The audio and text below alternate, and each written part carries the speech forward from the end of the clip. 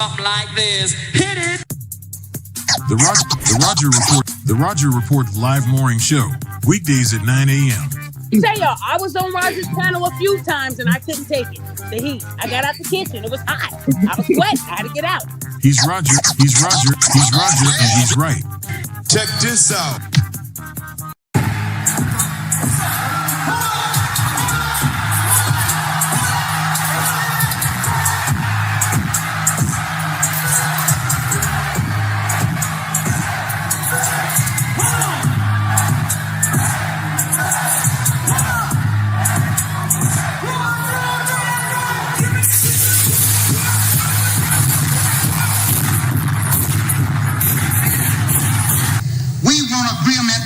We can live or die. You choose. I have spoken to you a lot of times in hatred and anger, and you have not heard me. Well, you had better hear me today. If you won't listen to me when I make an appeal for the Negroes because you have no concern for the Negroes, listen to me when I make an appeal for America. You claim you love America. Well, we love America. But you are driving us back and you are making a Samson out of us, and we are going to pull down the pillars. And then you think we have no right to ask for something? Is it too much to ask you to grant us human dignity? Should we be put down and shot to death for this request?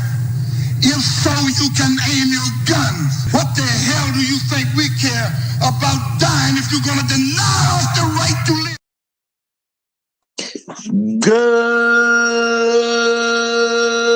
Good morning, folks, and welcome to another edition of the Roger Report Live, the best show on social media.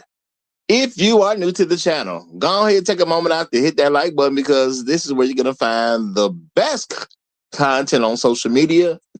And you don't have to worry about it, because you're going to have me right here to make sure that happens. And if you've already been coming to the channel for a while, then go ahead and hit that like button, because you already know what time it is. And you know that this is where you're going to get the best content on social media.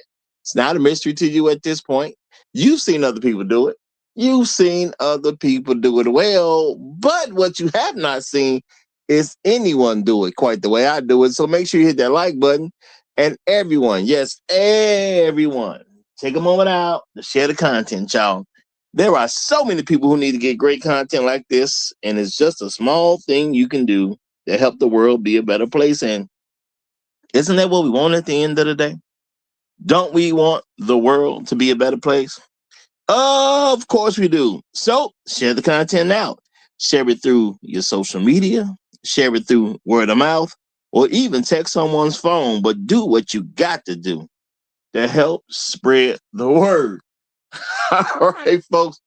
Today we are here for another interesting show on the Roger Report Live here, y'all. I mean, I do it the way I do it, okay? And today we are going to talk about something that needs to be very much addressed in a clear way so people understand exactly what's being said. We need to talk about the perspective of compromised men. Okay, yeah, the perspective of compromised men. Now, I ain't saying they're going to be wrong 100% of the time, but they definitely ain't going to be right 100% of the time. That's for sure. That's for sure. And we need to talk about this as men, because, men gives messages, and if we listen to men and we get the wrong message, then, a lot of problems are created, okay? A lot of problems are created. So there was a viral clip going around, which I did put a link in the description for those who hadn't seen the little viral clip, I guess it's supposed to be. Well, a gentleman was, he's speaking his mind. He's speaking his mind. But he did let us know a little something about himself, that when it came to Well, matter of fact, before I even get too much into this, let me first of all say, shout out to everybody who give me views on a regular basis. Appreciate y'all. Shout out to all the people who leaves comments after the streams. Shout out to the people who hype me up every chance they get. And shout out to everyone who hits the like button, because y'all know all that stuff works well for the algorithm to help grow the channel. So I appreciate all y'all doing that. It makes your family around here. And shout out to all the people who go above and beyond the call of duty and become financial contributors over here at the Roger Report Live, because I can't do things the same way without y'all. So shout out to each and every one of y'all. Shout out to you. And shout out to my main man, Floyd Thompson, who is what we like to call around here the sponsor of today's stream, y'all. He's been a supporter of the channel, and y'all know all money on the wood is good over here at the Roger Report Live. So shout out to you, my brother. Shout out to you. Glad to have you as part of the family over here. And we gonna take a moment out and give a shout out to, because it's always great to see people in the chat when you get started. So shout out to like what we like to call the Highlander of today's stream, my main man. Not only is he sponsor of the stream, he's also the Highlander of today's stream. So shout out to Floyd Thompson. One more again, he got the stars lining up. I guess it's gonna be a great day for you, Floyd. It's gonna be a great day. I'm calling it now. It's gonna be a fantastic day for you. You got the stars aligned, my brother. And I appreciate you big time. And right behind Floyd, we got my main man, Chef Mike's Roundtable is in the building. Glad to have you. Glad to hear it. That is the pit master. He helps keep things in order and in line around this joint. Does a lot of good. He does a lot of good. Real talk. Shout out to Inspired Truth Broadcast. Great to see you. We got the Great Black Reset in the house. Shout out to you, my brother. I hope you enjoy the Chicago weather. I hope you enjoy the Chicago. It's beautiful. It's beautiful right now. Shout out to Hero for Hire. Glad to have you here, brother. Glad to have you here. We got Tunnel Runner in the house. What's going on? We got Aunt A. Okay, shout out to you. Don't know who it is, but shout out to Aunt A. Welcome, my brother. Welcome. Shout out to Bucket. What's happening? We got Carlton McGee in the house. Good to see you. Shaka Nulu is in the building. What's happening, my brother? What's happening? Afro Merchant is in the house. Great to see you.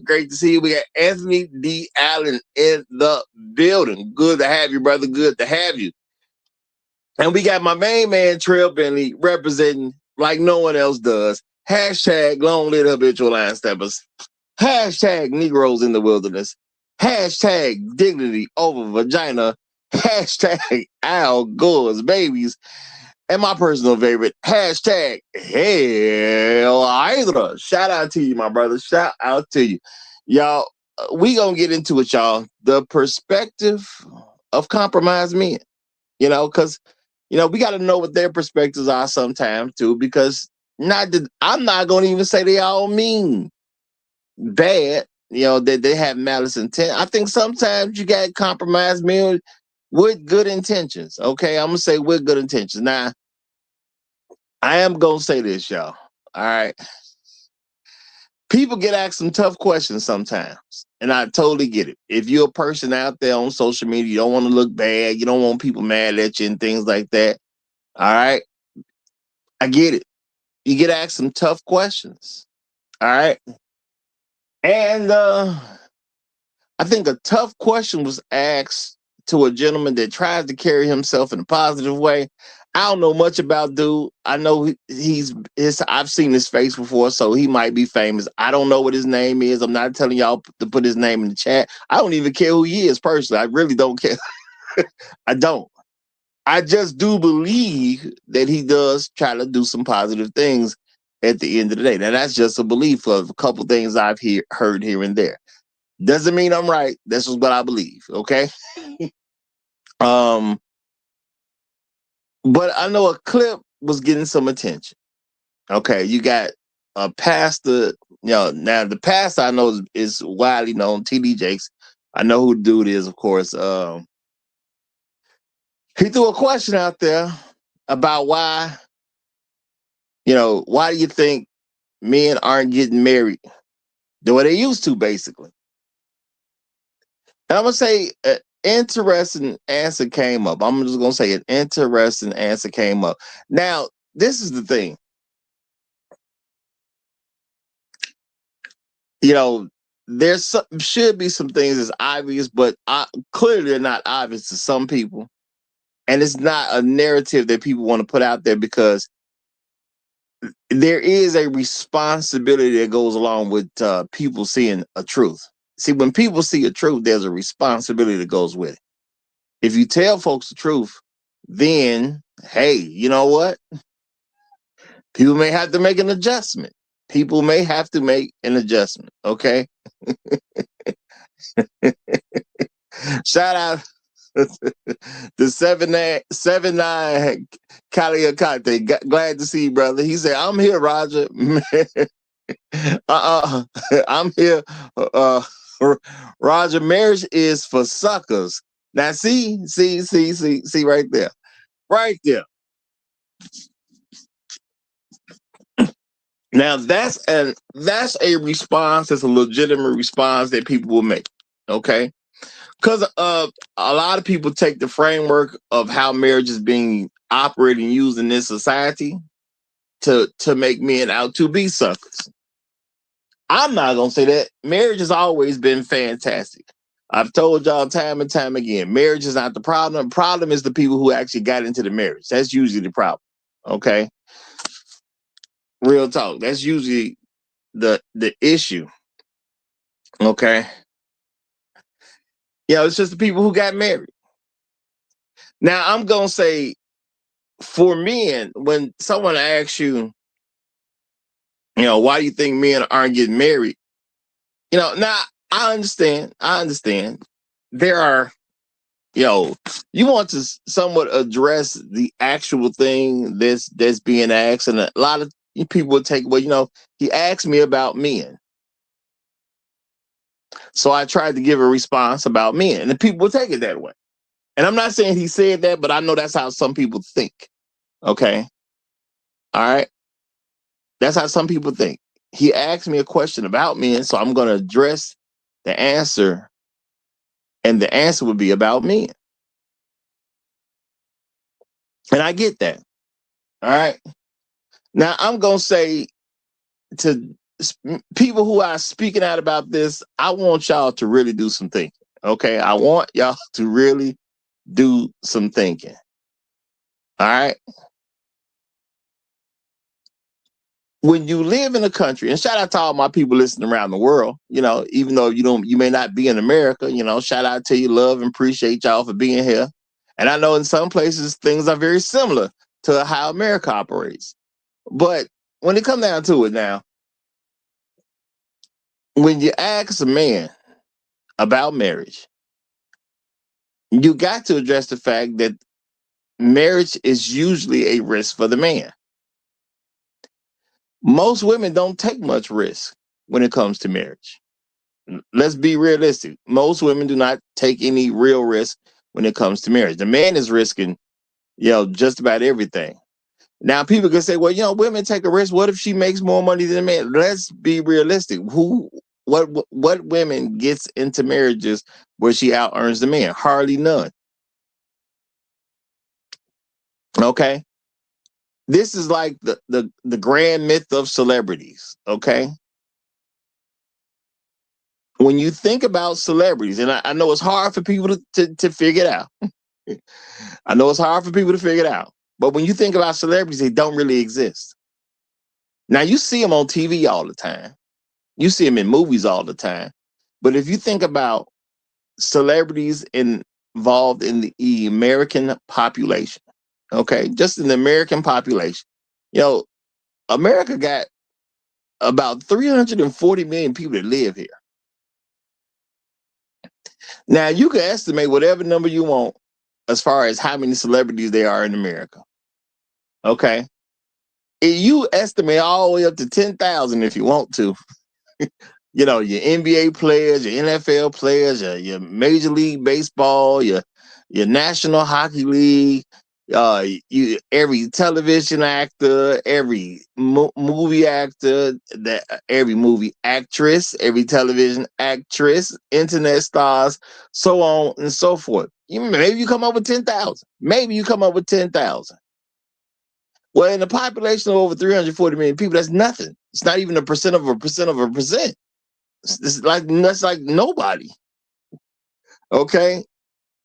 Now that's just to open up your mind that something can be very present in your mind, but doesn't really even exist. So I get it. When you ask men about marriage, men have to take on all these risks, and then people say, well, you know what, a woman could take risk on too. What is she risking exactly? What is she risking? Because unless you have a woman who's out earning the man, which most women will not marry a man that they're not earning more than. And truth be told, when it comes to black folks, black men don't need to marry a woman who out earns him, because black women are terrible people. Okay. In most cases, if she out earns the man. Now, let's keep it real. They ain't that great when she don't out earn the man. Which is why a lot of men ain't get married in the first place. They ain't that good when she don't out earn the man. But when she out earns the man, a lot of them do take on being a very terrible person. All right. And let's keep it real. A lot of black women, they seek out men that they out earn because they want to take advantage of them. They don't look to be a benevolent queen. Now, we've mentioned before on this channel plenty of times how black men have to be somewhat of a benevolent king, but you never really see women talking about being a benevolent queen. Or if she out earns you, she usually gonna treat you like crap. That's just what it comes down to at the end of the day. So even though I can appreciate people trying to do the right thing, and I can appreciate people trying to help, at some point you got to get real. All right, we got two men having a conversation, both of them black. I mean, you might as well keep it real. What's the point of not keeping it real? Okay. Shout out to Officer Fran Schmitz. He says, respectfully, Roger, I think that the celebrity argument explains it. It would additionally add that black women think black men are so dim that arguing the 1% chance is a valid argument. They know that black men want to be fair.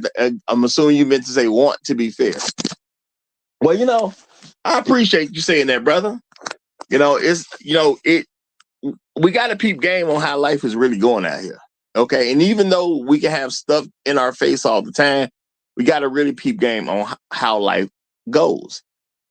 And the thing is, when you ask about a marriage, okay, well, why do you think the men aren't getting married?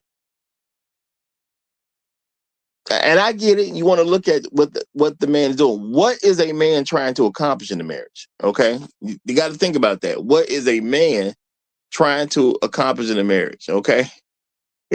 Now, shout out to Chef Mike's Roundtable. He says, men aren't avoiding marriage. Many are avoiding ambiguity. And you know what, Chef Mike? That's a good point. That's a very good point. I don't think men fear marriage at all. I know that people say that. You don't really hear men saying, I'm afraid to be married. What kind of man do you find that says, I'm afraid to be married? There are men who have issues with some of the conditions that go along with marriage. Okay. And the lack of honesty in the black community about this subject matter is not a good thing. Okay. We need to go ahead, learn how to, just be truthful about stuff. We need to be honest with ourselves, and we need to be honest with conditions that are going on around us. The issue is that a lot of men ain't crazy. Okay. A lot of men just ain't crazy. And a lot of folks want black men to be crazy. They want us to just do stuff blindly. And at the end of the day, if you're going to guide men, you got to tell them something that makes sense. Okay? You got to tell them that's going to make sense. When it come down to it, what is the big issue for black men in marriage? Well, the issue is getting a black woman worthy of being a wife. Now, I understand when somebody asks you a question about something, you know, like I said, it's natural to look at the thing that's being mentioned when you ask a question. Well, why do you think men aren't being married? It's natural to examine the man. But in a question about marriage, the man is looking for something. The answer is not going to be himself. Okay? The answer is not going to be himself. And it's about what a marriage is and who's supposed to qualify for what. Shout out to Inspired Truth Broadcast. Appreciate you, my brother. Appreciate you, my brother. He says, marriage to what? Wives are in short supply. Well, exactly what I was getting to. At the end of the day, when a man is looking to get married, he's looking for a woman who is worthy of being married to. He's looking for a woman who is worthy of being married to. So at the end of the day, you know, now I'm gonna say most answers would definitely land square on you, but we're talking about marriage.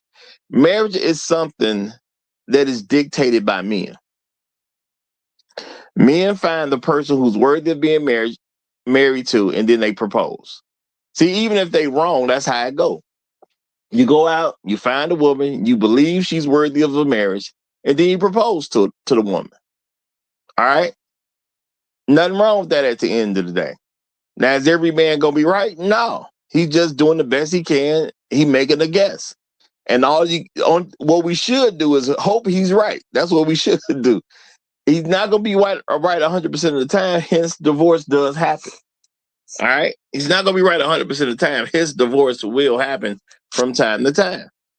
Now, the thing is, you got to look at something, and, you know, you got to look at patterns.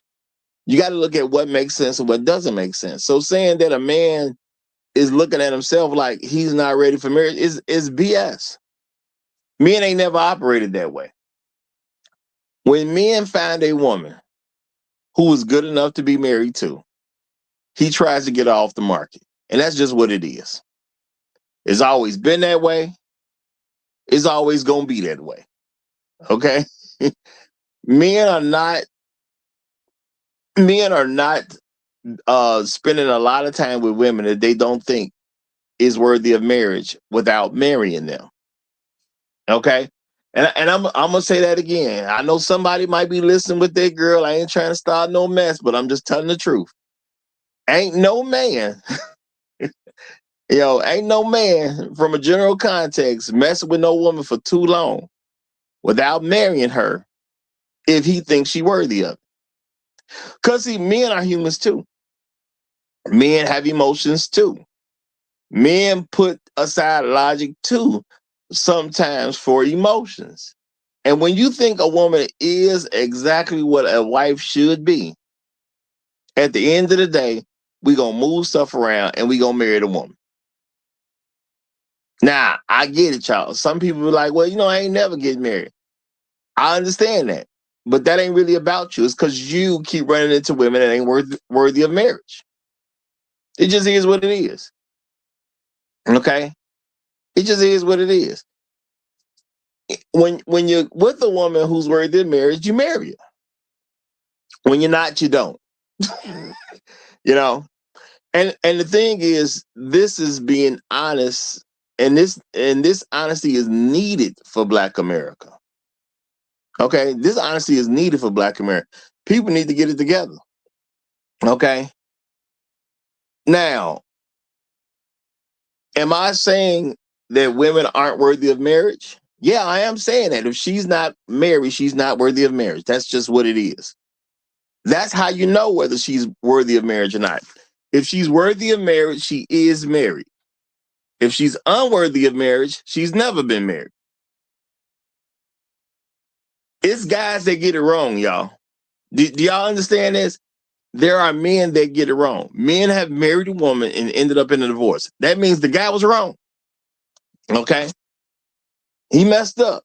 He made a choice. He made the best conclusion he can come to. And even that wasn't good enough. Okay?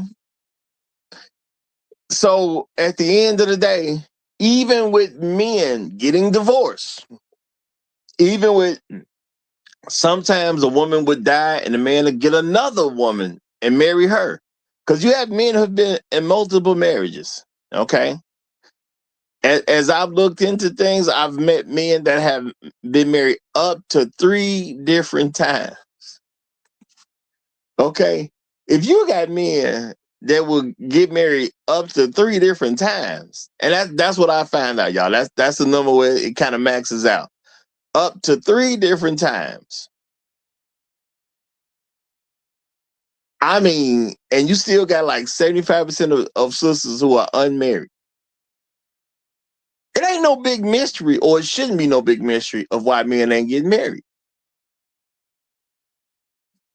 There is a marriage material. Yeah, you can marry somebody if you want to. Sure. Okay. If you want to just get married to say you've been married, you could do that. You know, it's not like women gonna have a standards that men can't reach. And I understand people like to frame stuff that way, and people have been framing this stuff this way for years.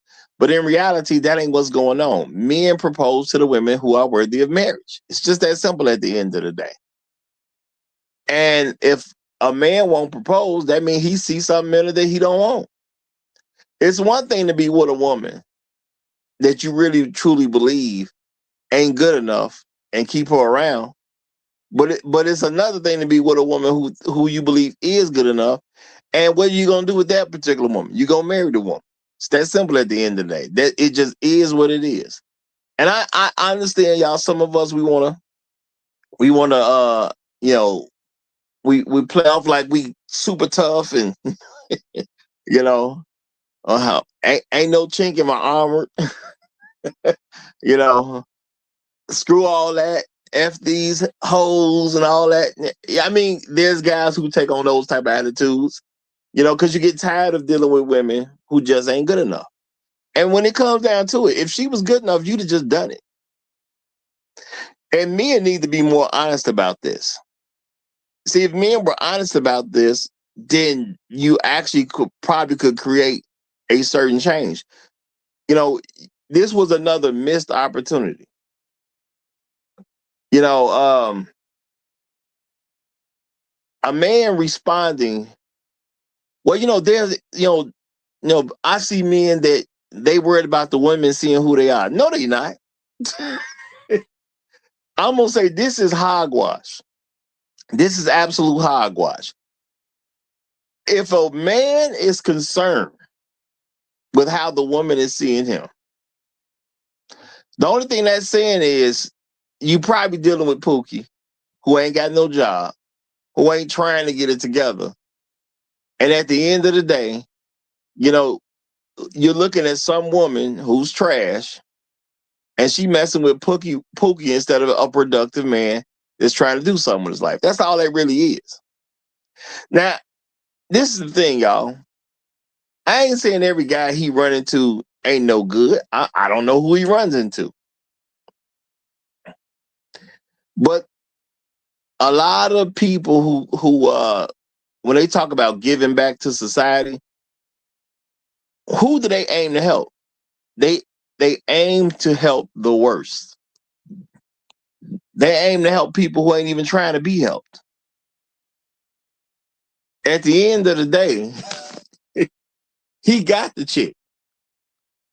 If he ain't ready for marriage, if he has to wonder about himself, if he feels inadequate to marry the woman he's having sex with, okay, let's think about that, y'all. Let's think about that. In his mind, this gentleman here, in his mind, he said, you know, you got these men who feel inadequate to marry the woman that he's already having sex with. Now, who gonna think that way? Who thinks that way? As a man, do you believe you're inadequate for the woman that you giving dick to on a regular basis? Okay, let's think about this now. I'm giving a woman dick on a regular basis, but I'm not good enough to marry her. Now, I'm not gonna say it ain't some young guys who ain't bought into this hogwash, because let's keep it real, y'all.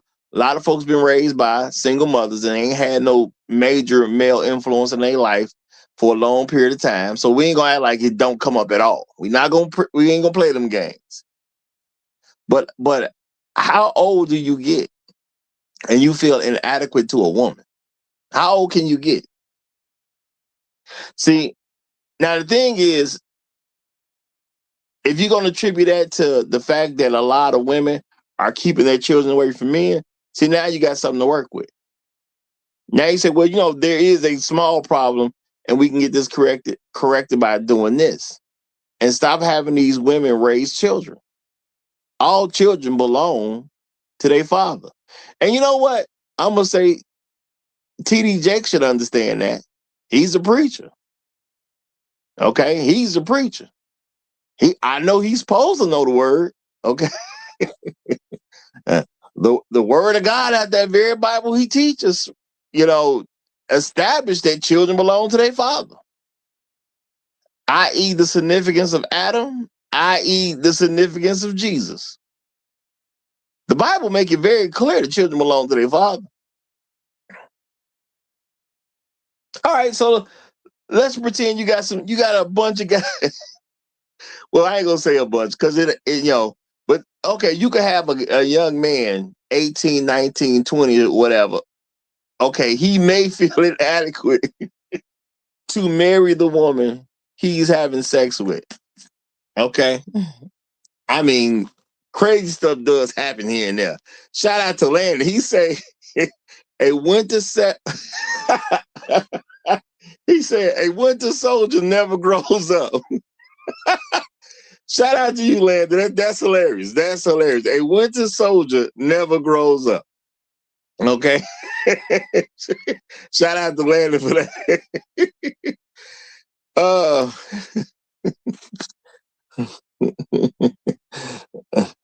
right. And shout out to also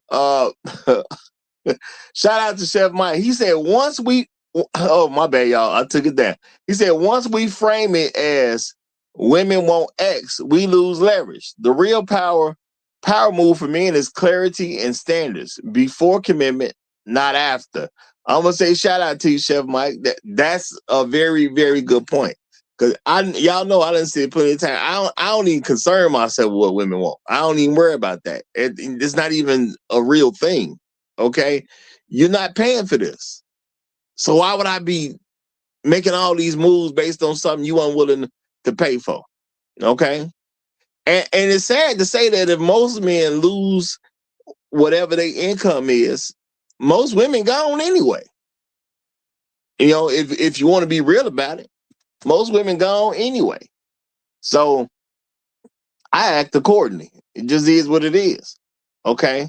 I'm going to act like I'm supposed to be a man all the time. Now, shout out to my main man, Floyd Thompson. Appreciate you, my brother. Appreciate you. And shout out to you for the Trail Bentley tax as well.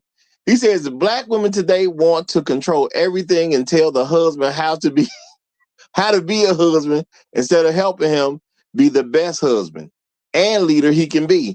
Hashtag Hail Hydra. Shout out to you, Floyd. I'm going to say that's exactly right. That's exactly right. Now, the question is, how do you ask a grown man? Okay, now I don't know how old dude is. He's just some dude I seen in a couple clips here and there. So I know he's supposed to be a somebody. This man got gray in his beard, y'all. This man got gray in his beard. And as a black man talking directly to another black man, what are y'all talking about, man? Come on, we scared. The women ain't even in the room. And I've told y'all before, and I'm going to keep on saying it. Black men have been socialized to be afraid of women. Okay? We've simply been socialized to be afraid of women. All right? And because we're afraid of women, there's certain things that we don't want to do. Shout out to Chef Mike one more time. He said the problem isn't women benefiting, is men entering arrangements without negotiated terms. And you know what, Chef Mike? That's the very big part of the problem, because why? Men are scared of women. So you scared to negotiate a term. We worried about insulting her. Well, if I say this, well, I say that, she might have a problem with it. Why are you worried about her having a problem with everything? And this is some of the things that hold the Black community back. Okay. You ask a man, you know, what do he think his problem? Why do he think men have a problem getting married? Well, the men are afraid of being seen. By who? The same woman he's having sex with? Because when you think about what he's saying logically, it just don't make sense. All right. Now, I'm saying that there's men who will say, well, you know what, we'll get married when the money's right. Now, let's be real about this, y'all. Let's be real about this. What man cares about the money being right so he can get married to a woman?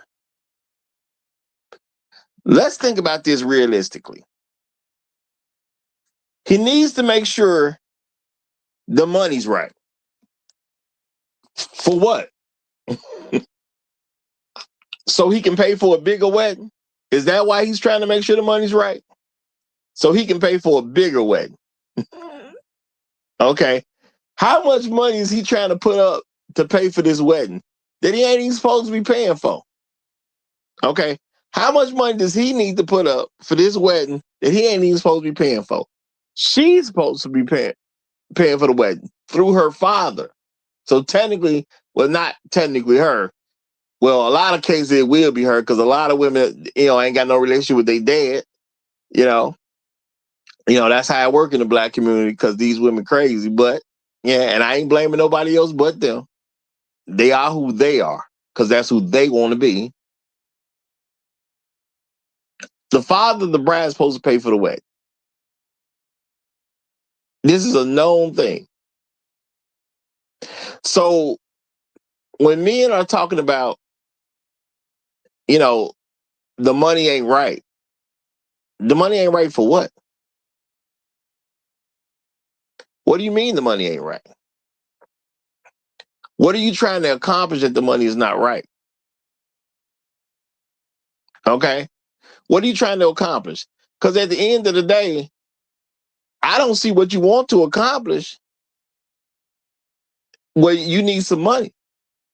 If she want to get married, she want to get married. If she want to get married to you, she wants to get married to you. And if you don't have the money to pay for the wedding, why don't you just take the money that she's earning and let her pay for it? Her father's supposed to pay for it anyway.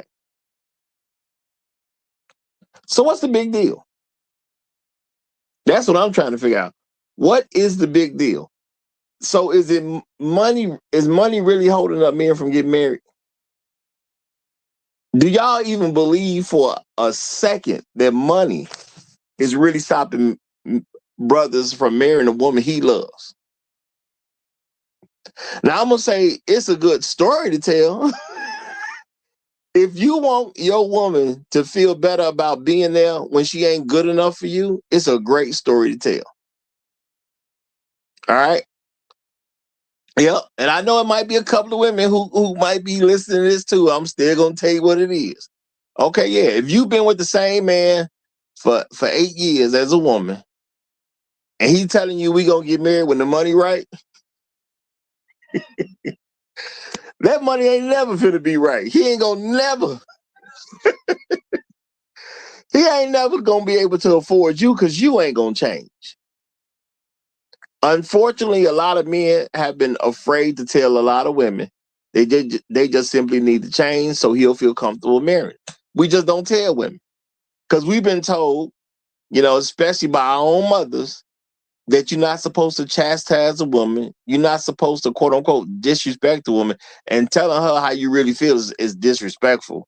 You're not supposed to tell her how she's supposed to improve, because in order to tell her how she's supposed to improve, you're supposed to point out a flaw. And if you point out a flaw, now you're being disrespectful. You see how this cycle works? Okay. So yeah, maybe you really do love your woman, but you want your woman to lose some weight before you get married to her, because you want to be sure that she ain't gonna just blow up on you once she get married. But see, you can't tell her she fat. You see how that work? You want her to lose some weight, but you can't say nothing about her being fat. Now, how do you make that work at the same time? It don't make sense. And unfortunately, we got too many men who are pushing these narratives that don't make sense. As a man, if I'm not married, it's because I ain't came across a woman worth marrying. You know, let's be realistic about this, y'all. As men, we pursue women. Now, I understand there's a lot of younger guys, they starting to push this narrative about let the woman pursue you. And I get it. Men do certain things when they're afraid.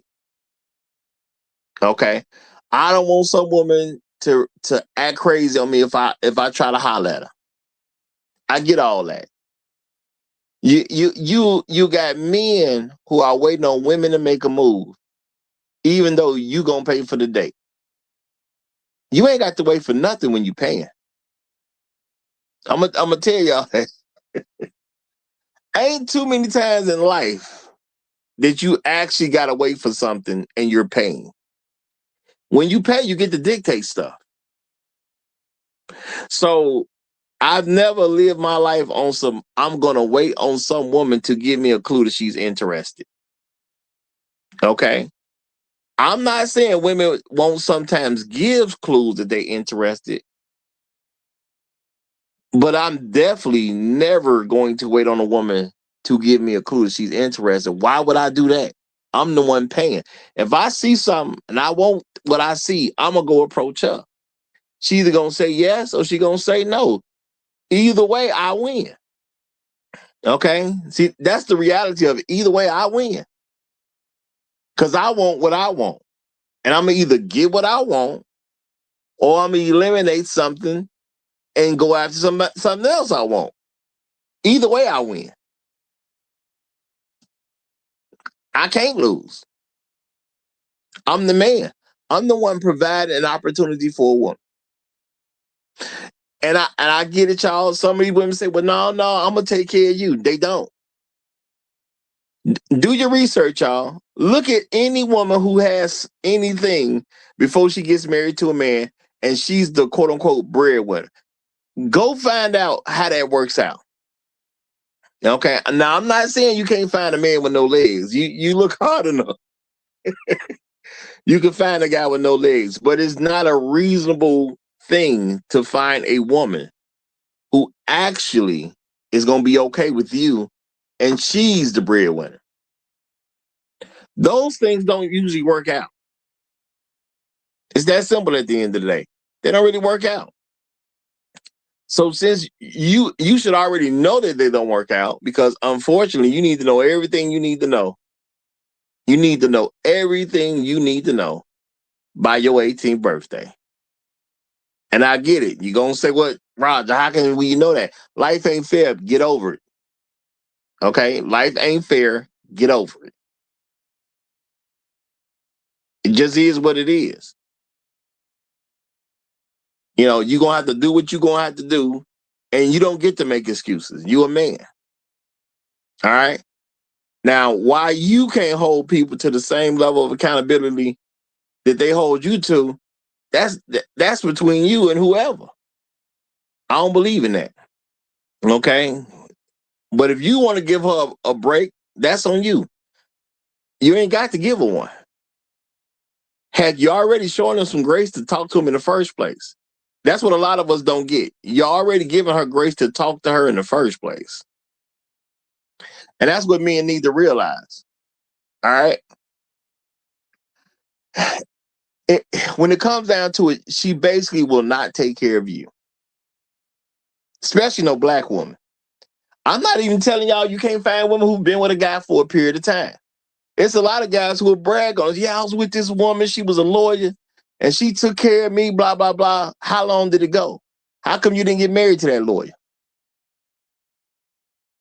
I mean, even the guys who brag about, well, I was with this woman and she was taking care of me and she made X amount of dollars. All that sound good, but how come you didn't get married to her? I'm just keeping it real. All that stuff sound good, but how come you didn't get married to her? She was handling you right. She was taking care of that business right. And that's shout out to Landon. Landon says she's not fat. She's at obesity. Now, you know what? Landon, let's keep it real. I do understand that a lot of women are classified as obese. I totally have that understand. I totally have that understand. Well, let's remember, she got to get fat before she becomes obese. She got to be fat before she becomes obese. So, now I'm not saying a woman can't be fat. I do think, and I've told this to fat women myself. I'm saying, I get it. You want to be fat, but you're supposed to be fat with your husband, who you're having his kids, and that's something you do over time with him, and then that love that he has for you and that's established is gonna be there. Now, if I ain't your husband, you just some fat broad. It just is what it is, okay? And this is the thing. Women got to deal with the reality that there is no workaround. Men will always have a workaround. Men can go to work and earn money and be fat. It just is what it is. It's, again, life ain't fair. Get over it. But as a woman, being fat don't really work. Now, I understand there'll be some guys who say, no, I mess with this fat woman and she do X, Y, and Z and all that. Now, when those men tell the stories about how he got some fat women, quote unquote, holding him down, what is he also doing? He also messing with other chicks because the fat woman ain't good enough. Yeah, a fat woman allows him to be pooky. True. There's some guys who they mess with fat women and they, quote unquote, take one for the team, as they say. And they really not taking one for the team. They taking one for themselves. They dicking her down because she's fat. And because she's fat, she's willing to, give away a lot of her money and her energy and time to a dude who's still gonna mess with other women because he wants something to look at. It's that simple at the end of the day. Okay? It's that simple at the end of the day. Now, what you do with the information is on you. But guys be like, yeah, I was with this woman, she's a judge. Did you marry the judge? I was with this woman, she's a lawyer. Did you marry the lawyer? I was with this woman, she's a surgeon. Did you marry the surgeon?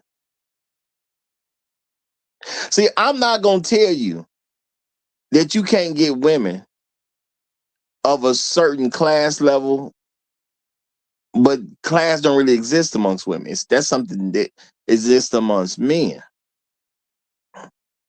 But I understand how y'all perceive it. Whoever this is, whoever understands it this way. Yeah, I ain't saying you can't get a woman who's a judge.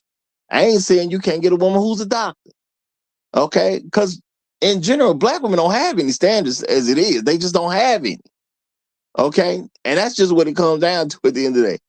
Black women don't really have standards. So I'm not telling any guy that they can't get any particular woman or a woman who's doing something at some certain level. No, women give it up to all types of dudes. And the fact that black women will mess with a pookie no matter where she is in life tells you that they don't really have standards. And most of them are not looking for no good, productive man. So if you are a good, productive man, especially if you believe in like black men's leadership, if you're respectable, productive, and functional, and you looking at your woman that you've been with for 3, 4, 5 years and wondering why she ain't gonna get it together, that's just because you ain't gave her her walking papers. So she's not gonna get it together. You didn't mess with her so long, and she just gonna kind of settle into what her situation is, and then later on down the road, she gonna make you try to feel bad because you quote unquote wasted her youth. You didn't waste her youth. She wasn't good enough for other people. Y'all, let's be realistic. Let's think about this. Would women waste 5, 6, 7, 8 years with somebody and she knew she could just get somebody better?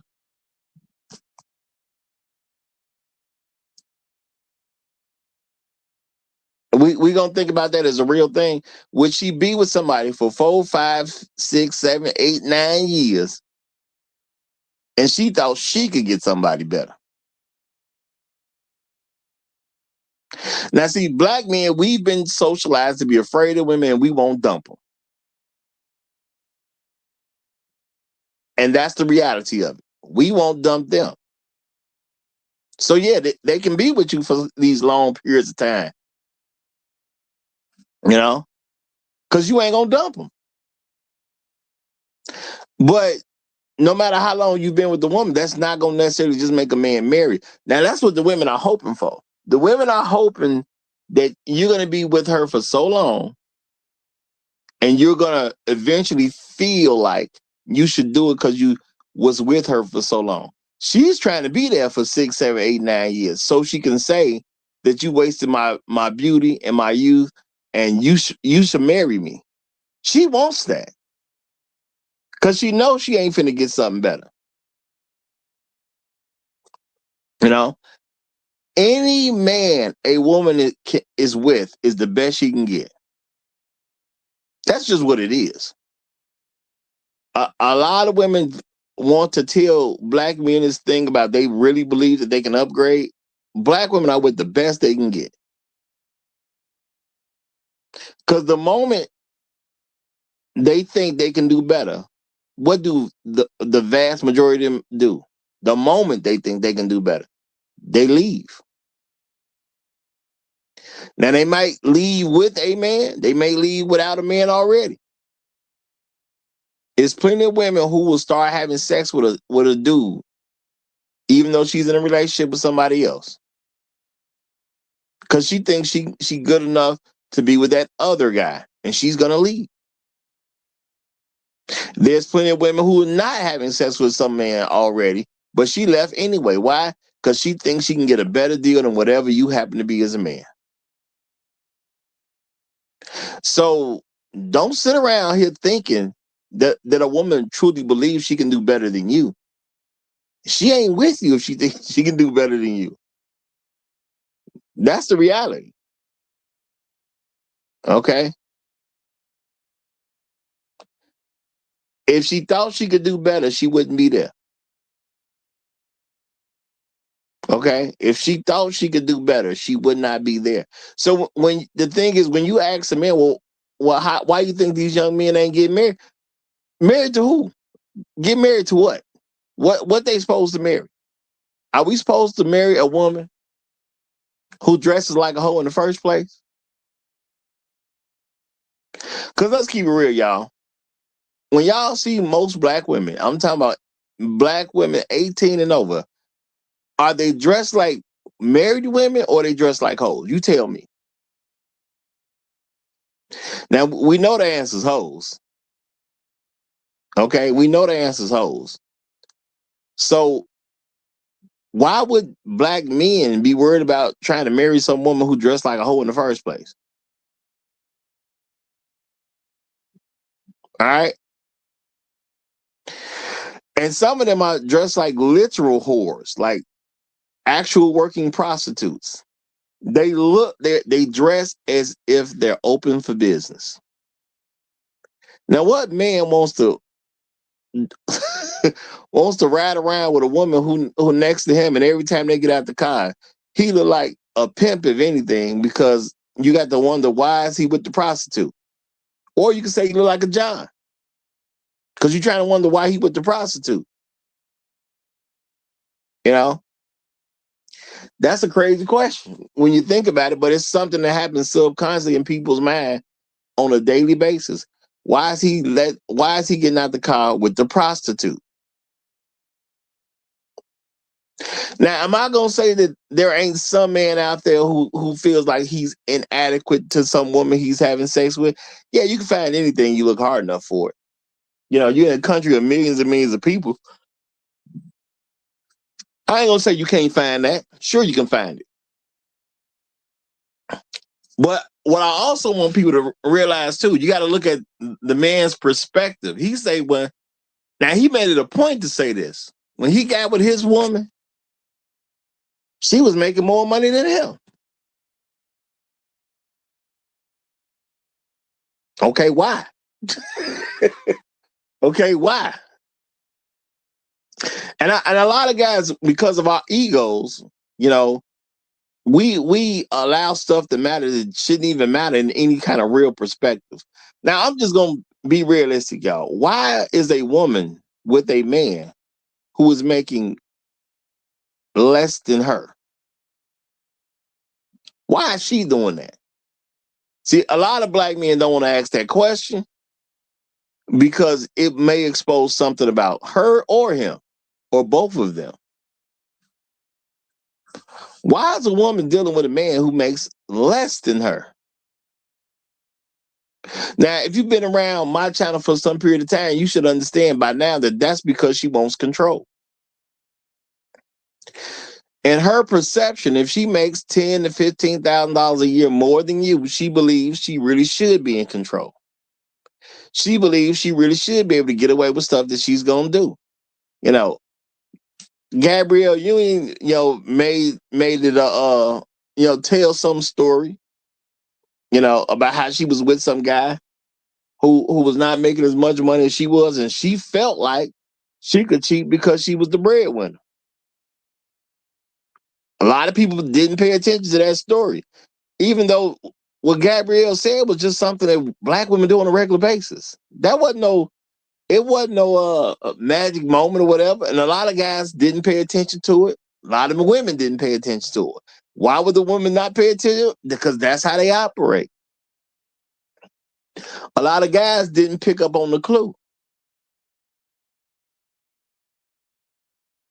Yeah, okay, if I make more than him, yeah, of course I can cheat. And I didn't feel bad about it.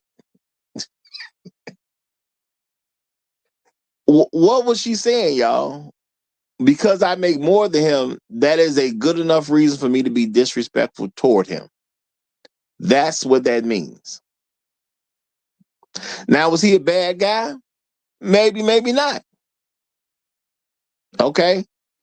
Maybe he was with her and then she started blowing up as far as her career is concerned. Then he had to hold on for dear life because he knew he wasn't going to stay with her. He knew he wasn't going to stay with her. If you pay attention, if you got a woman and she becomes famous, and she runs into fortune while she's with you, she's going to leave. The only question is how long before she go? That's the only real question. How long before she goes? All right? Because black women ain't finna keep you around. How many times have black women blown up? Okay, they become a celebrity, but they still with the guy that they was rocking with when they weren't famous. Who are those women? who are those women? Yeah. Those are very, very rare, few, far, and in between. Because you can't think of none of them right now. Yep. And I'm saying I don't know what your mental Rolodex got in. You can't think of any of them right now. What woman stayed with the same guy that she was with and she blew up? She became an actress or something. She became a singer or something. She became this world-renowned individual and she stayed with the same guy she was with before she got famous. Who did that? Which means, look, when your girl get famous, you about to get your walking papers. And what you gonna do with them is your business. Or what you gonna try to extract from the situation before she leave, that's up to you. But you about to get your walking papers. So it is what it is. Yeah. And if you understand the game, you understand how to relay better information. If you happen to be the guy that's asks, well, why you think men ain't getting married now? Men get married. The normal reason a man gets married is to have a wife and children. He does that to have a family.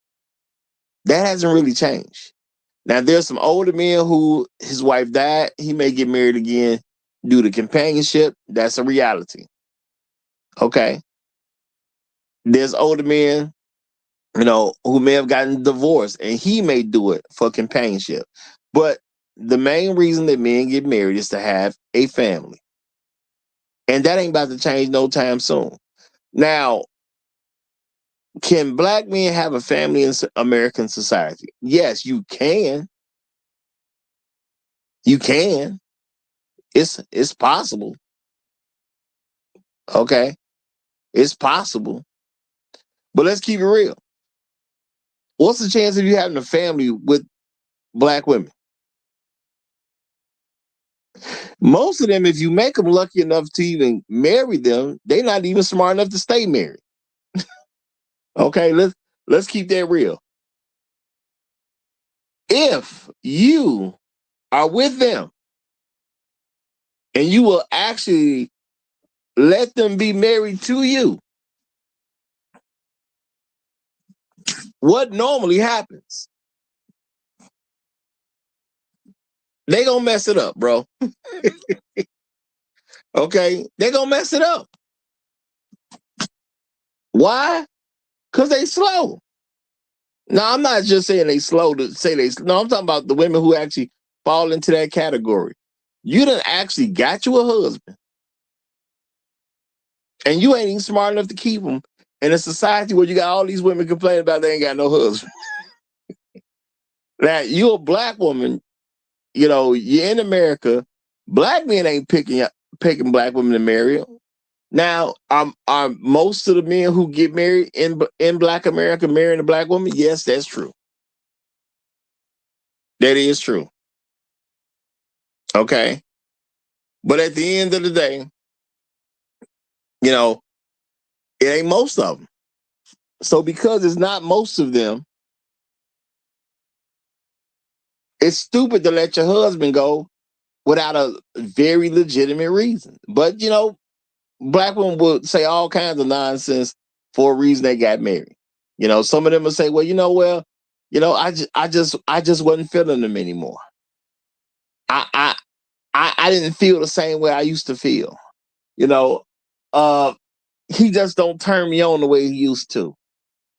You know, they say a lot of crazy stuff.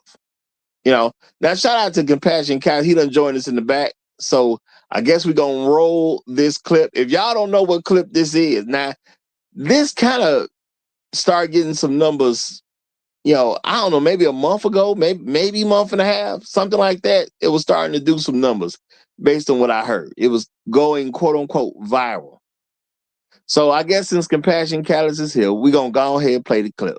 Go on, let that beautiful bean footage roll.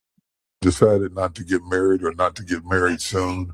What do you think is the root cause? Is it the intimidation of women going to school more, making more money, or is it more about just enjoying their own lives and being themselves? What do you think that is? From the men that I've talked to about this very subject, it's their fear of being seen for who they really are. Uh-huh. See, when you're married, everything shows. You do get depressed sometimes, or you do lack confidence, or you do have fears. And I tell brothers all the time, you must remember Lois Lane fell in love with Clark Kent, not Superman. Right. And so when brothers recognize that, like me and Nicole, I ain't had no money. She made more than me. Right. But we got it together. I didn't allow what I didn't have to stop me from getting who I had in front of me. Right. And so I tell brothers, like, you know, there's what's the classic, Mr. Wilson, I need to get my ducks in a row. Right. And I joke, so when have you ever seen ducks in a row? You know, and they start laughing. I'm like, yes, you want to be prepared. Yes, you want to have your finances in order if you can. Mm-hmm. She's called a helper for a reason as well. Maybe that's what it took for me, because now I truly value who my wife is in my life. Right. That I can be transparent. And what makes it even more powerful, Bishop, is when she see you move through the fear. Yeah. When you can say, yeah, babe, I'm a little nervous here, or I'm scared this might not go well, but you still walk through it. Right. That's a testimony. Yeah. I seen you walk through that. But if she never sees it, then you get mad like they don't care. Yeah. You look like you're not affected by anything. Right. I think that's the reason that a lot of young men have decided not to get married or not to get married soon. What do you think is? Now, you know what? I got to say, shout out to TD Jakes on how he asked that question, because I do want y'all to pay attention to this. a lot of times people ask these loaded questions where it's like you got to come with one answer, and it's only really going to be one answer, you know, or the answer got to go in a certain kind of way or dictated by a certain thing.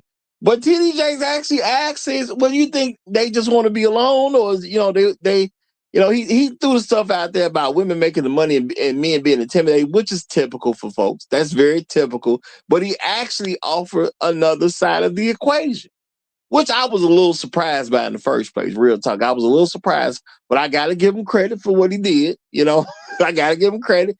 He offered a different perspective.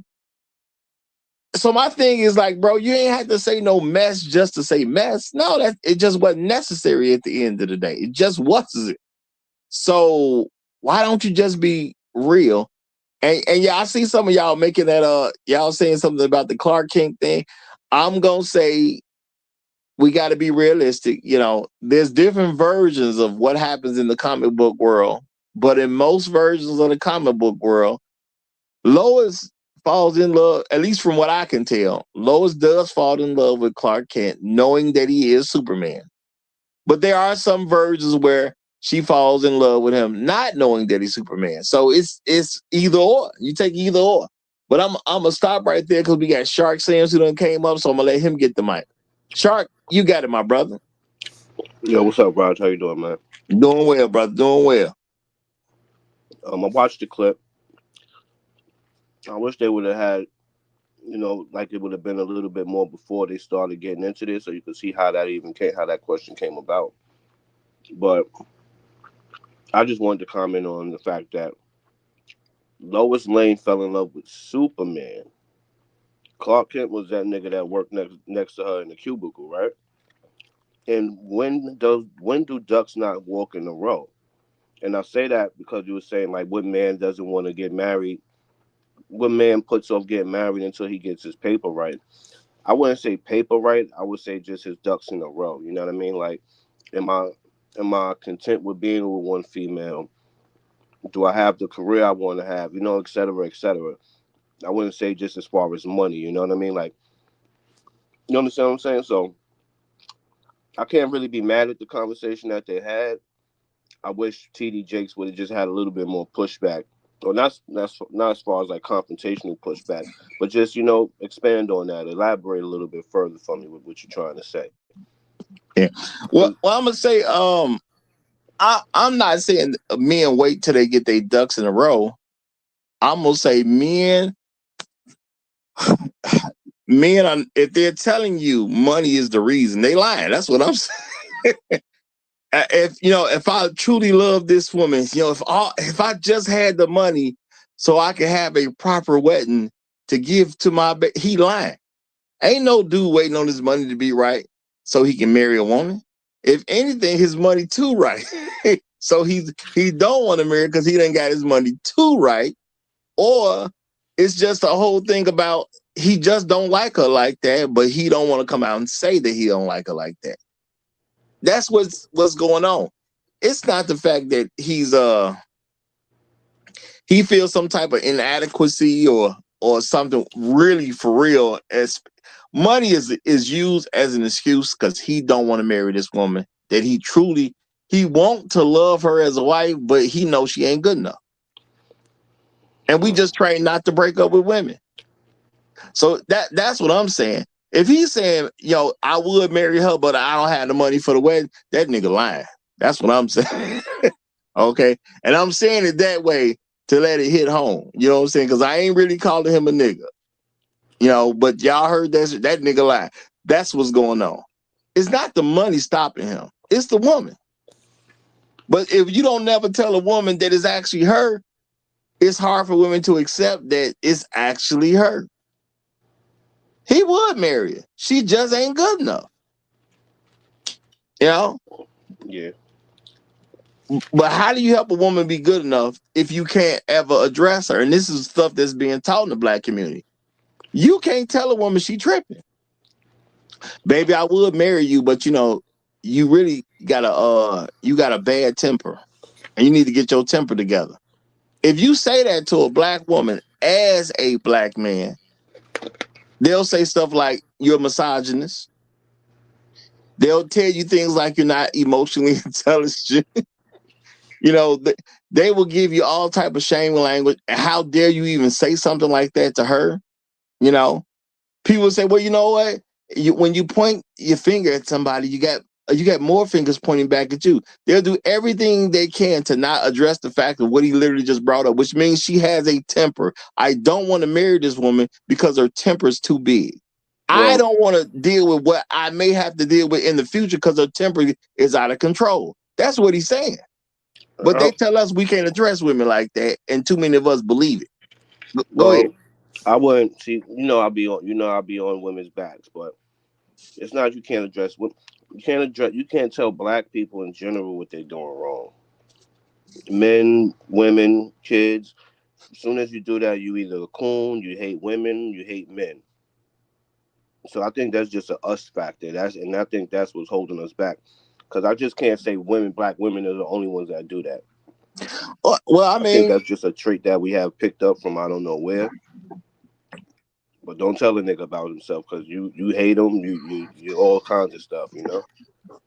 Well, at the end of the day, if the man wants to marry a woman and he can't tell her nothing, it's something they're gonna have to get rid of. Yeah, you right. You know what I'm saying? Now we can say they ain't the only. I never say what the only is. I don't care about the only. If a man is in a relationship with that woman, she gonna have to get rid of it. If he say your temper is the problem, then your temper is the problem. You know, and trying to address anything other than her temper is not gonna solve that problem. And you gotta realize too, Roger, you talking. We analyzing a video, which is a conversation between two 60-plus-year-old men. They're from a whole nother world than we are. You know what I mean? They're from that world where they got to have a house and they got to have all of this, or no, they thought they were supposed to have all of this stuff. You know what I mean? So I think that's part of the conversation too that we gotta like add into the mix. Like they're older men. Well, I ain't gonna shame them for being older men, but I'm gonna say shame them. It's just that's the way.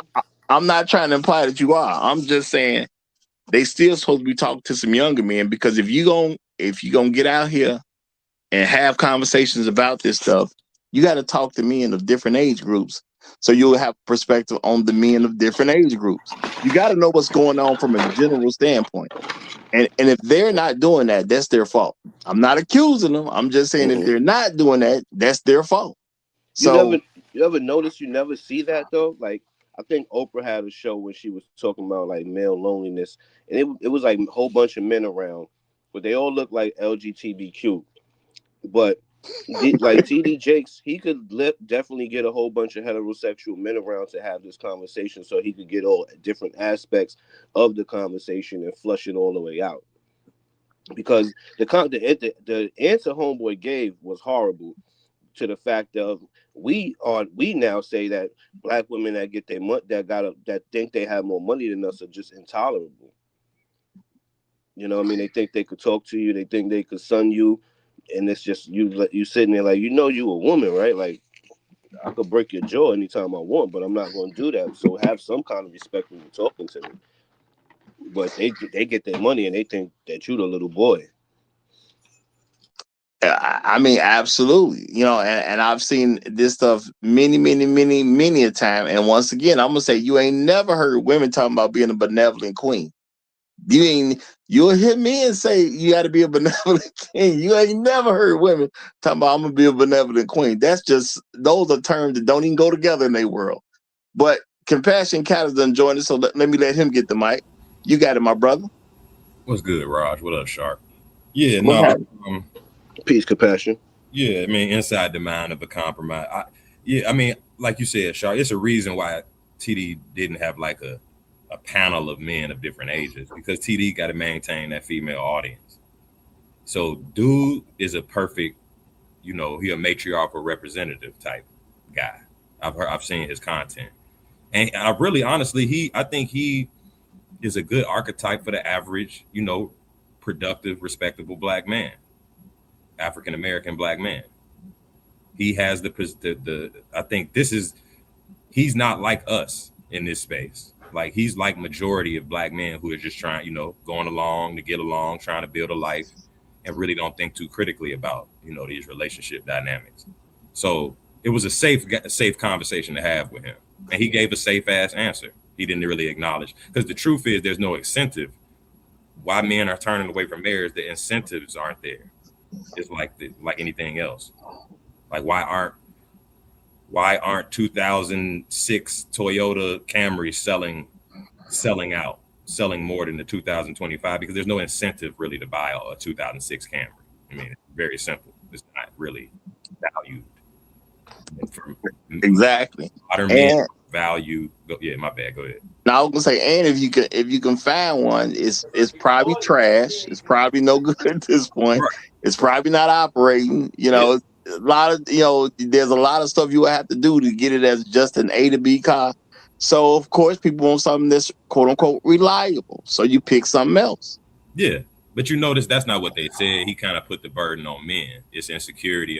It's our ego. We're scared. It wasn't really any conversation about, you know, well, why aren't young black men or men trying to marry? Because there's no incentive. The women that's there to marry don't incentivize that institution or taking that step. He made it more about, you know, we're scared, and you need to admit you're scared to your woman, and she's supposed to help you. It's like he put himself in a little boy's role, a subservient secondary role, which I think most black men think being a black man that's real leadership. We think that's what real manhood is. The average black man to not lead. To not lead. Exactly. Yeah. Now I'm gonna say, y'all, you know, I just have to wonder what kind of men that you around. If you're talking to these men and they talking about something like this and they saying, I don't want her to see me. What kind of man is worried about the woman he's having sex with seeing him? You know, a lot of people don't, we never ask what kind of person gives the answer that even people that are even reporting that a person gave. Because he's reporting on the answer that somebody else supposedly gave. You know, how many? I don't know. But I got to ask myself, what kind of man who's already having sex with some woman is worried about her seeing him? No, you know what it is. You know what it is, Roger? Black men, young black men know what men this age want to hear. So he gave him the young men he's talking to his answer. He says the young men he talked to basically tell them, well, I'm not getting married because I got to get my ducks in a row. I'm scared of, you know, being broke or not having everything perfect before I, you know, take on a wife. That's what they know he wants to hear. Because if they was honest with him and told him, well, these women aren't shit, OG, I don't want to marry these women. If the men were honest and made it about the quality of the women, he don't really have an answer for that. He's a gynocrat. He's gonna say, "Oh, bro, you need to. That's your ego talking." He's gonna say, "We know what guys his age typically say." So, Compassion, you saying us as men, we be holding punches all across the board when we supposed to be letting them things fly. Yeah, Shark, come on now. You know how niggas react. You know the pedestrians that come off the street into this space, and we be honest with them. You see how they react. They get triggered and be y'all hate women. What the fuck? They start tweaking. So we know that. We know we can't say the truth even to other black men. Mm-hmm. Or they tell you no, it's just the females you picking in your area. Yeah, they'll give you some line. You know, you picking wrong, or I don't know what type of women you around. They'll pretend they don't know these women exist, and you're hanging out with Roger too much. Yeah, you know, Roger be around. You ain't never gonna find love like that. Before I give it to Black Guru, I'm gonna keep bringing this up, y'all. I remember back in the quote unquote Facebook days, a guy who was in Atlanta he said the women kept telling him he needed to go to places like Chicago so he can find better women. I say, bro, I'm in Chicago. They telling me I need to go to Atlanta to find better women. You know, so this whole thing about, oh, it's just the women you around. Yeah, that was cool till the internet really kind of brought people up to speed. It ain't, it's just what's going on and generally on how Black women like to operate. And that's all it is at the end of the day. No, real talk. that was a big argument with me and my mother for a while until she got hooked on that pop the balloon thing, and she just started seeing all sorts of women from here and here, and she was like, she literally like that was the first time I think I ever heard of a black woman take accountability. She hit me up. She's like, "Yo, you know what? I think you was a little bit right."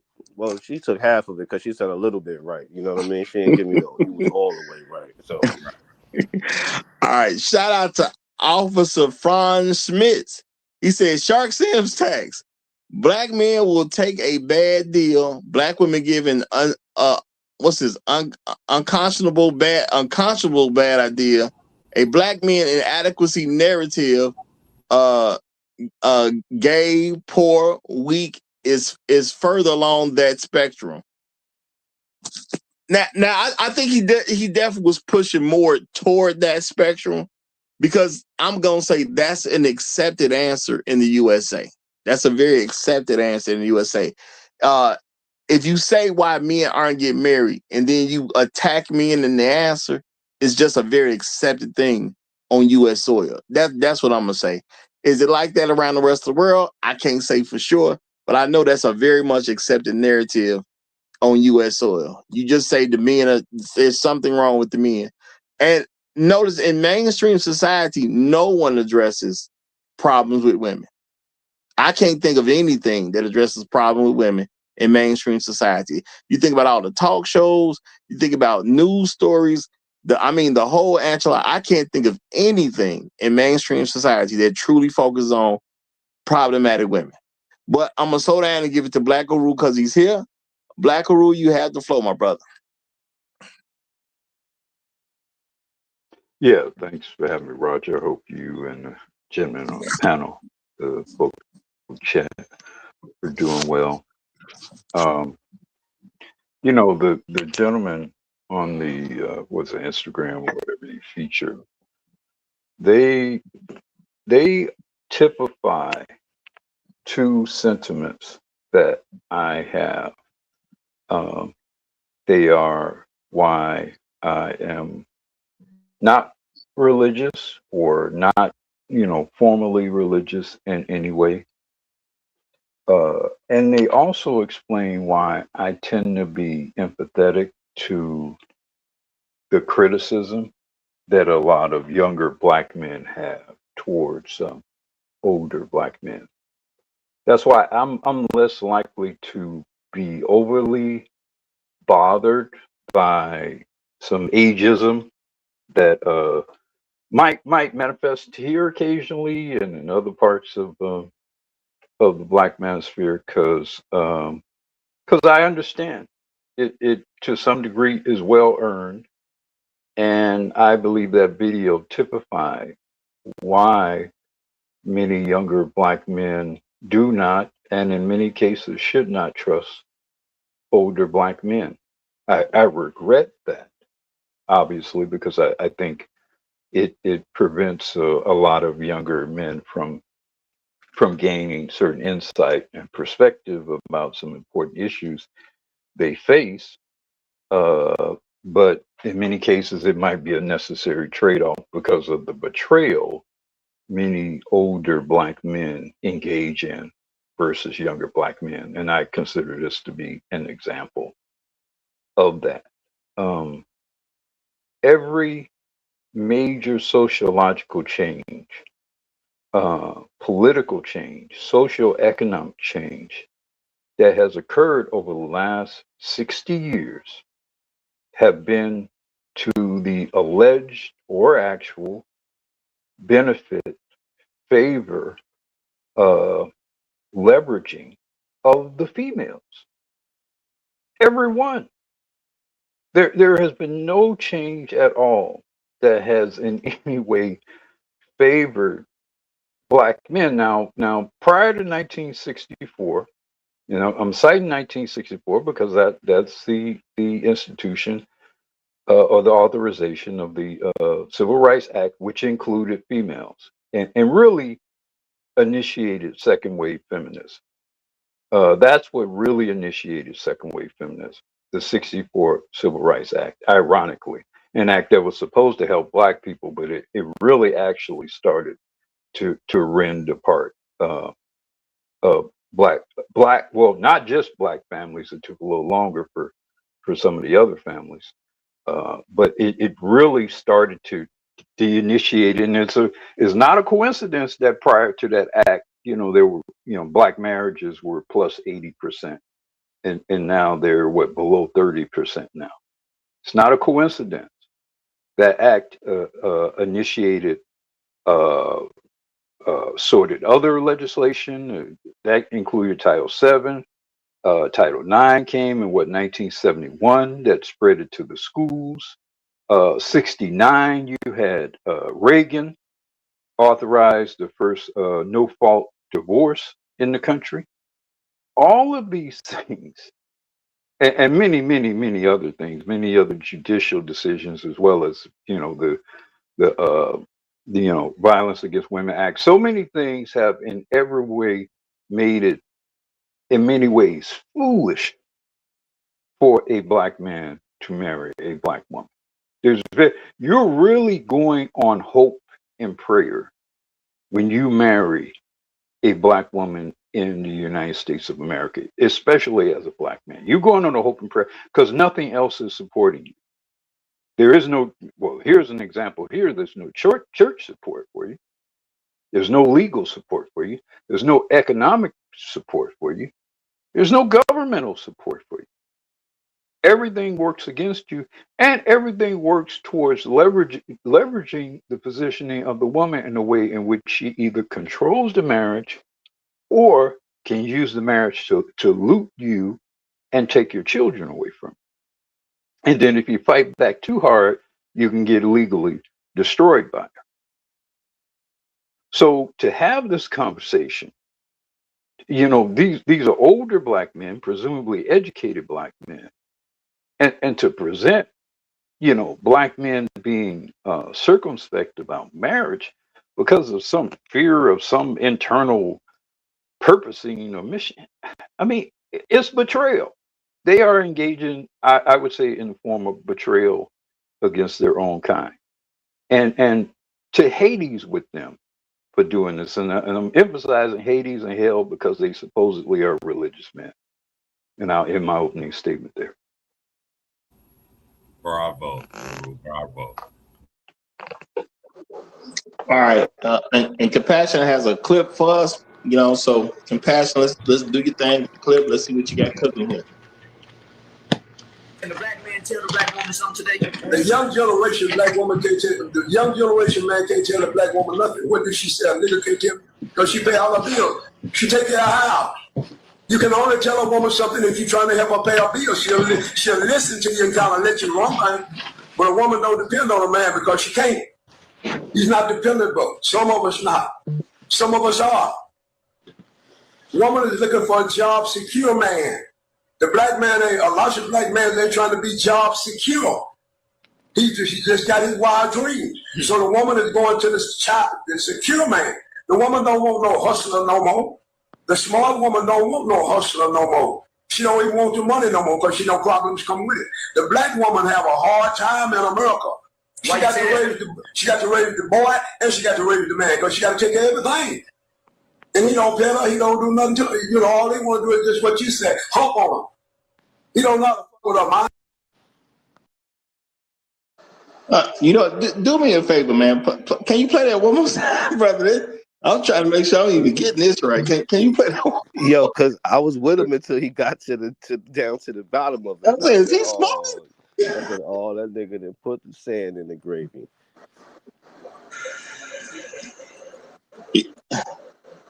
Yeah, can play that one more again, brother.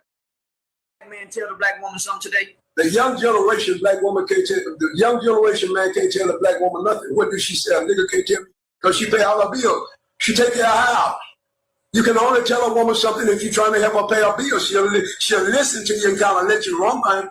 But a woman don't depend on a man because she can't. He's not dependable. Some of us not. Some of us are. Woman is looking for a job secure man. The black man a lot of black men ain't trying to be job secure.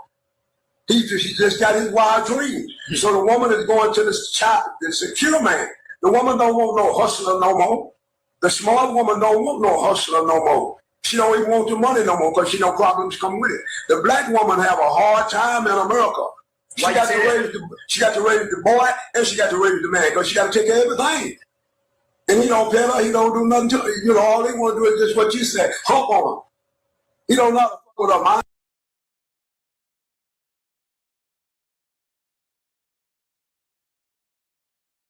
Her too. But I'm the one going to take care of her and the house. Yeah. Did she work or did you take care of them? Yeah, she worked, but she spent her own money. She didn't spend her money on the house or anything. Maybe something she wanted. Women are made to manage the home.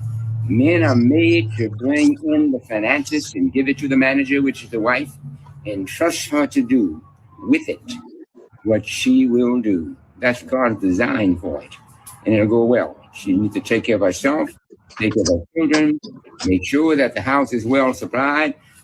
I'm responsible for bringing the money in, and she's responsible for using it and managing it, you see. And when she needs help, she can call on me, and I can help her. But I'd rather see my baby do it than do it myself, you see. She's always been my baby, and if anybody doesn't like it, that's just too bad. Oops. That's tough. Now, I'm gonna say, that first clip you just played. This is where you need to have some perspective about life, and in particular the kind of life that gentleman there might have lived. That dude there might have worked 60, 70 hours a week, probably at some point. He probably worked so hard and so long, and I mean hard. So when he got with a woman, he needed to be able to depend on that woman. He needed to be able to rely on that woman. Now, he might have over-relied on her, and it might have been to his detriment. It all depends on how that woman was raised, where she came from, who her family were. But if she was a good woman, and in particular a good black woman, that woman would have died before she misused that man's resources. She would have looked at him. She would have understood and appreciated how hard he did and how in the house they built, and he built up and put together and fought for. And he would have trusted her. He would have relied on her. And everybody around her would have enforced him being able to rely on that woman. Her family, his family, their church, their neighbors, their community. So her betraying that man would have been considered an abominable thing, because everybody knew what that man was investing in her, in their family, in their home, in their community. These relationships existed. You know, I was talking earlier about, prior to 1964, these relationships existed. I saw those relationships. I saw those relationships work very well as a child. I got an uncle alive to this day, to a large extent.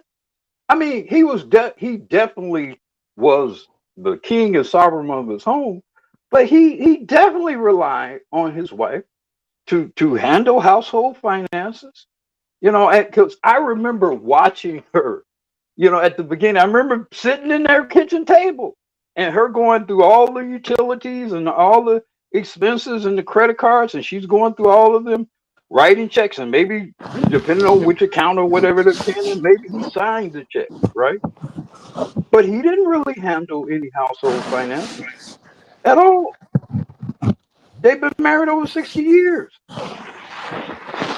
But what he described is not some unusual thing. Now, you wouldn't dare think about doing that today. You'd be a fool to think about doing that. Yep. But what he described is not some unusual thing, and it does not denote him being a foolish man. He is referring to an earlier time. That's what's missing in this discussion. the ability to actually trust your women.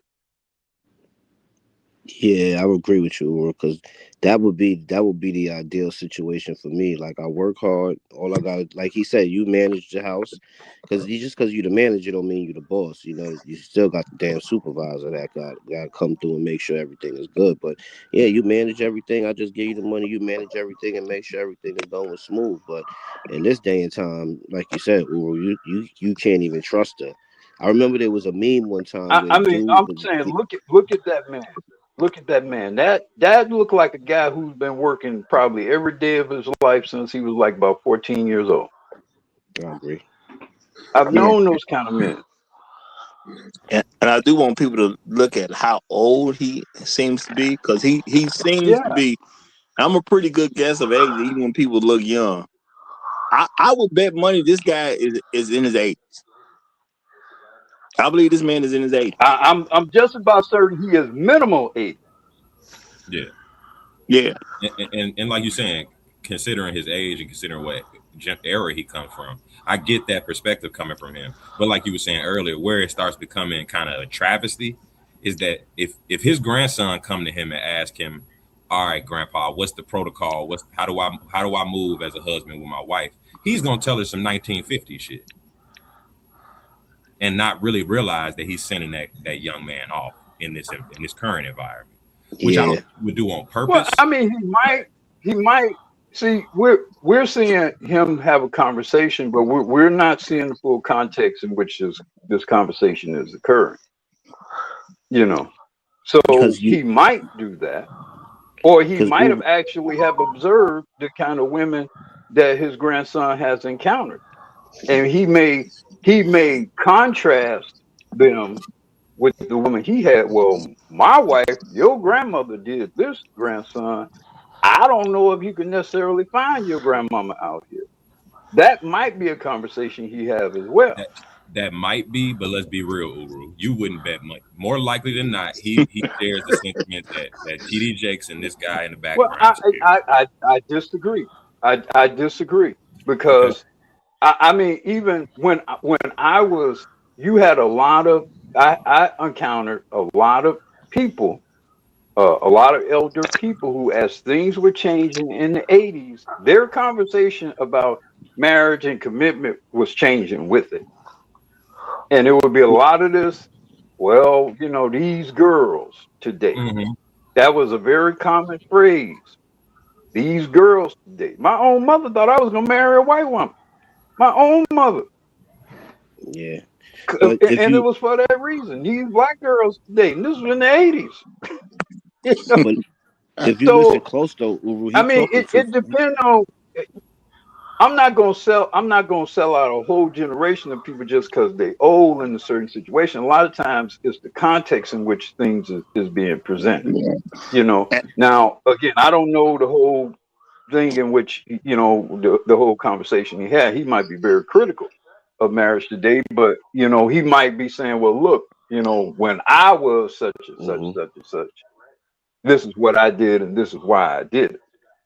So, yeah, but I think as I said in the beginning, I agree in general. You do have to be circumspect about older black people, including sadly older black men, because a lot of them are on some sabotage type stuff. But see, here's the difference between that gentleman and the gentleman in the pastor and the other dude. They have a particular agenda. They have a gynocratic agenda. They profit off of the gynocracy. So you shouldn't trust them at all. You know, it's probably not like, you're probably not likely to get an earnest presentation of things from them because they profit from the gynocratic order. You may get a more earnest view from a gentleman like him, even though it may be flawed or dated or slanted a certain kind of way. At least it may be more honest, and he may be more empathetic to your, you know, expressing some counterpoint to the positions that he's presenting. You know, because all you might have to do is remind him of what happened to his nephew or his great nephew, and then he might start thinking and talking kind of different. Yeah. But I think he was dead on point with what he was saying. And if you like Uru was saying everything correct, but if you look at as far as who was holding the conversation with him, I think it was a younger black woman. If I'll put $100 on it. And when you look at the caption that they put in front of it, 50-50 boys are trapped inside of men's body or something to that extent. So it was more like they was taking it. He was saying some real stuff, but they was taking it as, oh, you so man's supposed to provide for da da da da da da da. But they're not listening to when he's saying, and I would give her the money, and she would do everything she was supposed to do with it. You know what I mean? Like I was saying, it was a meme one time where the dude was giving the wife the money to pay the bills, and he comes home and the electricity is off, and he like, well, what the hell you do with the money? And she says she got her hair done. That older guy's wife would have never did nothing like that. Yeah. Now I'm gonna say, y'all hold up for a second. Cause we got the Great Black Reset is here. And I'm gonna address Blue Sox real fast before you turn into a clip. Yeah. Look at this, y'all. We got somebody named Blue Sox. Blue Sox, I hope this is a joke. But since I don't know who you are, I can't assume it's a joke. They say, I don't think that man spent any time with his children. How dumb can you be to come up with that as a conclusion and you put it out in a public space? Like, this got to be really, really, really stupid. Because if you just thought about this and you look at this guy's age, more than likely, his whatever he did for a living was probably in agriculture, and his children was probably doing it with him. Or he might have been one of those guys who worked at the factory, who's one of them spend all your extra time with your family type of men, especially if you listen to what he's actually saying. So to say that I don't think he spent any time with his children is to get this from this older man. And if you're not talking about this older man, this is your fault for not making it clear who you were speaking about. This is like one of the dumbest conclusions you can come up with. Like, real talk. The problems that he dealt with are not the same problems that we're dealing with today. He was around to see the laws change too. So the thing he didn't spend any time with his family is just asinine. Who would take care of his family back in the day when he was raising a family? It wasn't no bunch of daycares out here like that. That wasn't even a thought back then. That's not how the world operated back then. It was normal for somebody to stay at home, with a wife to stay at home and take care of her family. And I do understand, black women were working, but when it come down to it, most people did a whole bunch of family stuff because that's what happened in those times. This man was around before television. Before television really took on the scene, because y'all keep in mind, television wasn't even that big a deal to the 60s for real. If my memory's correct, I think it wasn't even really out until the late 40s. So it didn't really catch on to mainstream society until the 60s. And he clearly older than all this stuff. You know what I'm saying? So I don't even know how you could come to that conclusion of anything that was been put up here thus far. So I'm just gonna say, y'all, before y'all put a conclusion out there, think about what you're saying, and please don't be a black person just saying dumb stuff because it came to your mind, especially if it has no context with nothing in the conversation that's been going on previously. Please respect black people enough not to purposely be stupid. That's all I'm asking. Okay, not in public. Do it. I mean, if you're talking with your friends and we can't hear it, that's one thing. But once you start putting it in the public space, you make all of us look bad at the end of the day to other black people. I don't even care what the other folks think, but this is just stupid. Just stop. Okay? Just think about something before you put it out there. But let me let Great Black Reset get in here, and then we'll check out this next clip that Compassion got for us. All right, go ahead, Great Black Reset. Man, I never thought I'd see today the Shark Sales would do me the way he doing me today. I don't even understand what I did to the man. But it's cold outside. It got me going crazy. Sorry about that. Okay. I forgive you. I understand. Shout out to all the hoes that ain't on Cicero today. It ain't nothing out there but snow. Hey, them hoes out there working. Please, come on. You don't know these Chicago women. Them hoes out there, bro. I promise you. They out there. This weather is disrespectful, and I blame it all on Roger. Yes, sir. Oh my God. But I think this older gentleman, and blessings to him, man. And I hope he's still around. I think he has the correct perspective. I think they had the correct perspective back then. They worked together. He's speaking about a wife. He ain't talking about no girlfriend. He's talking about his wife. He's talking about a woman that he chose, and I'm sure he chose well. He's talking about a woman that he came into agreement with, who came in agreement with the plan that he set forth, and he was able to trust her because she was following his plan. So I think he probably has the right perspective and probably did a good job being a patriarch in his family while his wife took care of the children while he worked. That's what I believe. The man speaks with wisdom. He don't sound foolish or nothing like that. Now, today, would that work today? Probably not as well with all the changes that we have today. But that's because the women are much different. The men are still working. And most men, adult men, are capable of providing for a wife and children. It's just these women have changed. But I tend to agree with what this man is saying. If you have a wife that you have chosen and you can trust. Now, me personally, I don't trust him, but I understand where he's coming from. But I'll land my plane there. And I want to say something about the clip that you played before. You know what? I'm gonna let you do this clip, and then but I do want to double back to the other clip because it sounded like that dude was half crazy. You know what I'm saying? The one you played right before the older gentleman. That was Coonery 101. Yeah, I mean, he sound. No more. I was like, what did I just hear? And I think I played that because I think that's actually the narrative most black men his age probably would espouse. It's a female-centric narrative that, black women are the backbone of the community and they're trying their hardest and black men just irresponsible and perpetual fuck-ups. That's basically his narrative. That's been the narrative. I hear black men say this. Y'all all have outside of these spaces. I've heard black men perspective on the relationship dynamics and family building in the black community today is that black men are just fucking up and they just need to get better jobs. They need to do more. It's not the black women. It's an extremely stupid narrative too, and my thing is, I've definitely been saying on how stupid that narrative is because we live in a society that if black men don't get it together, they're gonna end up dead, in prison, or homeless, and that's just a fact. So when it comes down to it, that narrative is extremely stupid, extremely myopic. Well, I could definitely agree. That's what I was saying. I could agree with the first 75% of that video. It's just he went off the rails at the end of it. Those men are telling on themselves. They're saying what they've done, how they have lived their lives, and they're projecting it on all men to disguise or to obfuscate their own personal failures. That's what they're doing. Yeah, that was okay. I agree with that. Feet on that.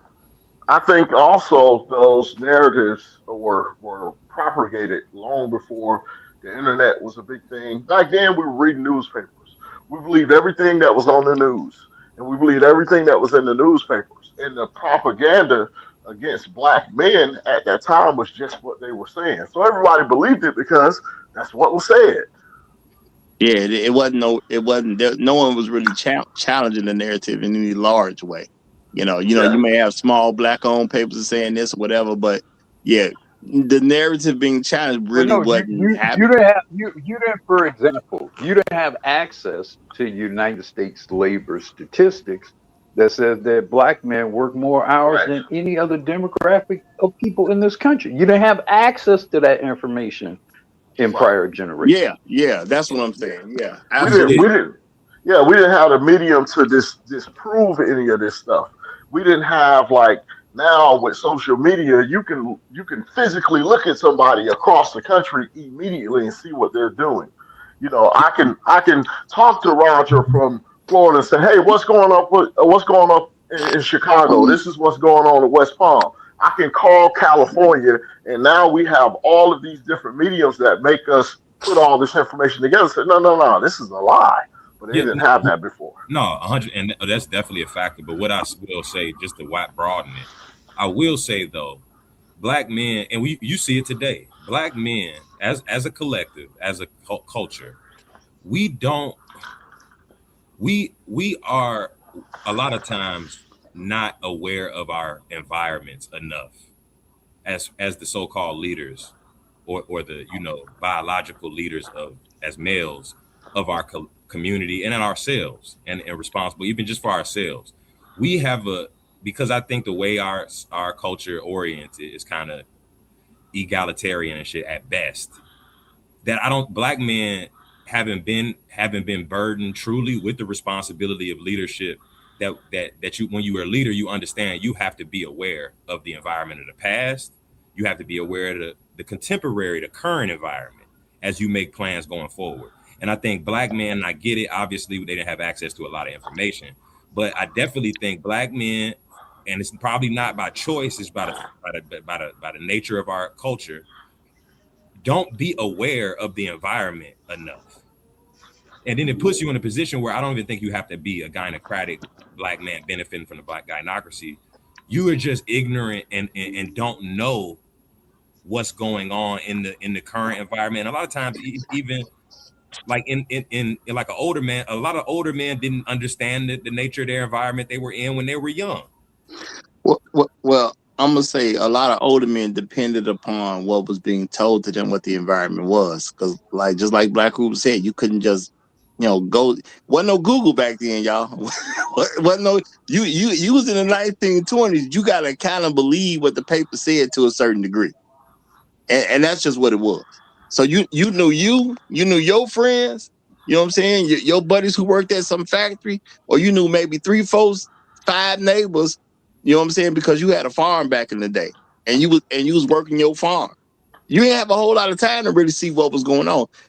And like I said, television didn't really take off for real to probably about the 1960s, because I don't think it was even invented till like the late 40s. Okay, Roger, I can dig that, but explain this to me. How do you got niggas in 2026 still telling you black women are the most educated demographic? Because they mamas run them. But because they listening to propaganda. Right. What's the excuse for believing propaganda today? Well, I mean, they're putting it in the media, though. They're actually putting it in the media. I mean, let's be honest. I mean, I think we have to have a kind of perspective. This is a much more knowledge-based and truth-based and empiricism-based environment than that the vast majority of people in general, including and especially black men specifically, encounter. So we're much more aware of the truth of certain things like that than most people are. Now, I agree with you that our circumstances demand that we be more knowledgeable and be more proactive in gaining that knowledge and then strategizing based on that knowledge. I agree, and I think that to some degree that's happening. I think we were talking about the quarter vest and all that. I think those are kind of like symbols of black men trying to be a little bit more proactive in terms of how they present themselves, how they live their lives. The passport bros, I think, is an example of the exhibitions of leadership. I mean, and nothing is perfect, and there's going to be flaws and different approaches. But I think black men are being a little bit more proactive in terms of strategizing their lives and choosing mates and stuff like that. And it's based on information that up until I guess like maybe the last 15 or 20 years was largely denied to us. You guys had the benefit of getting information that somebody would have had to have been in a PhD program 30 years ago to get. I don't think you really consider what that means. That's a very different kind of environment than somebody who is maybe 30 years your senior. No, I can dig that. And I can acknowledge that. And I'm going to give a correction too, because I'm looking it up, y'all. It looks like they credited television being invented about at least 1926. So I was thinking 47ish or something. So yeah, I wasn't early enough. They said I didn't know for certain, but but I'm old enough to remember, you had George Burns TV shows. I think that was on in like the 40s or 50s. So, I mean, I knew that you probably were off on the the date of the invention, but Yeah, yeah. you're probably more accurate on his widespread use by the 40s. Like I think, Well, 'cause like anything Yeah. in the 20s, it was invented. That most people, overwhelming majority of people, never used a TV in the 20s. So by 40s, you're probably right. It was something you could consider having some sort of, a widespread impact. Well, I mean, I remember where it was basically three channels. I still remember that. You know what I'm saying? Damn, how old are you? Now, I'm saying that it was a couple other channels they put with it, but the You said nation 3 really channels? used three channels. The nation You listened to had three. NBC, ABC, and You had only CBS. three major broadcasts. You had three major broadcast channels. Then you had a couple of local channels. And then one of the local channels, like for Chicago, Channel 32 got purchased by Fox, and then Fox became essentially the fourth network. But then you also had, PBS, and then there were other local channels that came up. What's it called? UHF. Something or whatever. Yeah, it was just it was other local channels and that sort of thing. But yeah, I guess Roger is old enough to have been here when there were only three major So is Sharp. broadcasts. So is Sharp. And Why he depending on cracking? the type of television, you had or the quality of TV you had, those were the only three you can get. You would have to have a fairly decent TV to get some of those local channels, in terms of, and then you had to get all these newfangled antennas, and then in some cases you had to put an antenna on the top of your house, or it's kind of wild. Some good aluminum foil used to boost the challenge. That's right. Yeah, exactly. And I'm not saying it was only. Or you have a wire hanger. You have a wire. Yeah, these are the wire hanger. You might have wire hangers connected to each other. And you might stick the hanger outside the window and just all kinds of crazy. Yeah, I know I wasn't the only person who had a black and white TV, and we had a pair of pliers. So when the knobs came off, and we had to adjust that hanger and all that type of stuff. But I ain't saying it was only three channels. I'm saying it was three national major channels. Three national. So what we got from a national perspective was only what those three channels would give us, and you making all these decisions based on what they said. You know what I'm saying? Because you really didn't have anything else to compare it to. Yeah, and if you think about it back then, and the first time I had saw cable TV was when I went to college, and I had classmates who families had money and they had cable. I didn't even know cable existed when I went to college. Well, the sad part is still the same way. People only listen to them to the top 5 news channel, to the top 5 channels, whatever they say on any of them. Well, that's how we got the culture today, where you got people who like Fox News and people who like CNN, and you got your favorites. That all came from that culture back then. And you got to remember, for 40 years, there was nothing supporting black men on television or the radio or any type of media. Nothing. Other than Jet magazine, and that was still for women. And that's what I was saying. It's propaganda, because if you're a black person and you live in a black neighborhood, I don't understand how you can't see that black women aren't the most educated in America. I see what you did right there. I see what you did. I saw that. There was one broadcast that would appear. I think it was weekly, and I think it was on PBS. Like it is with Gil Noble. That was owned and managed by a black man. And it was a great program. I think it's one of the most under-regarded and acknowledged programs by a black man that has ever existed. Uru, Tony Brown's Journal. Like it is with Gil Noble. Tony Brown's Journal. That was a fantastic program.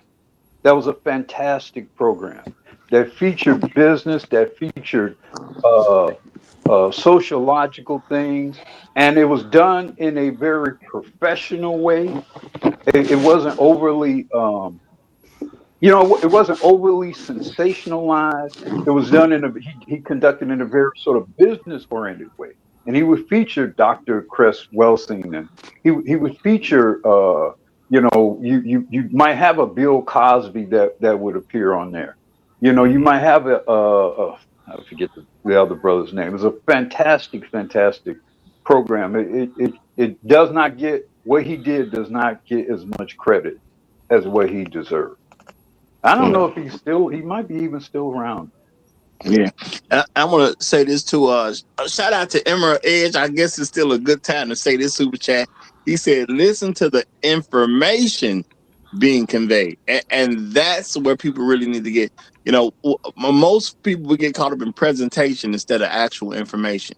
Yeah. And I'm looking it up right now. It was color television that was invented in the 1940s, it looked like. Okay. So I probably said, I'm thinking color television. Well, I was thinking TV when the reality was when color TV starting to come into a thing was in the 1940s. But so I got a question. I got a question based on because I think this is the discussion we need to be having, because like you said, like inside or like from I guess what's the title of the show? The perspective of a compromised man. Compromised man. I think we need to make analysis of, and the question is, what effect? Because I don't think this is the claim I'll make. I don't think the gynocracy in our culture, our social orientation as a people, that we kind of try to tinker with and shine light on certain aspects on this show all the time, could be what they are solely just off the rhetoric of the women. We know the women have a long time of rhetoric and education and media and so on and so forth that has molded their perception to not be as useful as they probably could be. The question is around this show today is about black men. What level? Because I don't think the gynocracy could be what it is today, or the matriarchal orientation we got as a people could be what it is today, just without the help of some black men. Without the help of some black men talking like T.D. Jackson do in the showcase. Some black men talking like, and really, it's not even a really discussion about the boomers or the old, like silent gen, the older, because those guys aren't really talking no more.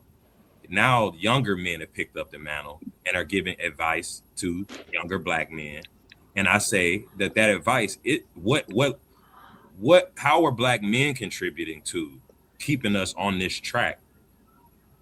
Well, I think the reality is we have to accept that we bought into nonsense, and we got to actually start thinking about the stuff that's being said. That's why I be saying stuff about y'all put your thinking caps on, because that was like something they told us in like second or third grade. They when we was in school, grammar school, we had to teach talking about, put your thinking cap on. Mm-hmm. Now, as a thinker, does the stuff they say make any real level of sense? And my thing is no. The way this country has been toward black men, how can I just be a derelict without suffering? There's no way in the world I could just be a derelict in this particular country and not suffer. So if a woman is with a man who is a derelict, whose fault is that? That's hers. Because the average man don't even want to take the burden on of being a derelict, because that means you can't eat when you want to, you can't dress the way you want to, and you're always depending on somebody else to do something for you. When you're a person who refuses to be employed, you refuse to have your own business, you waiting on everybody else for everything.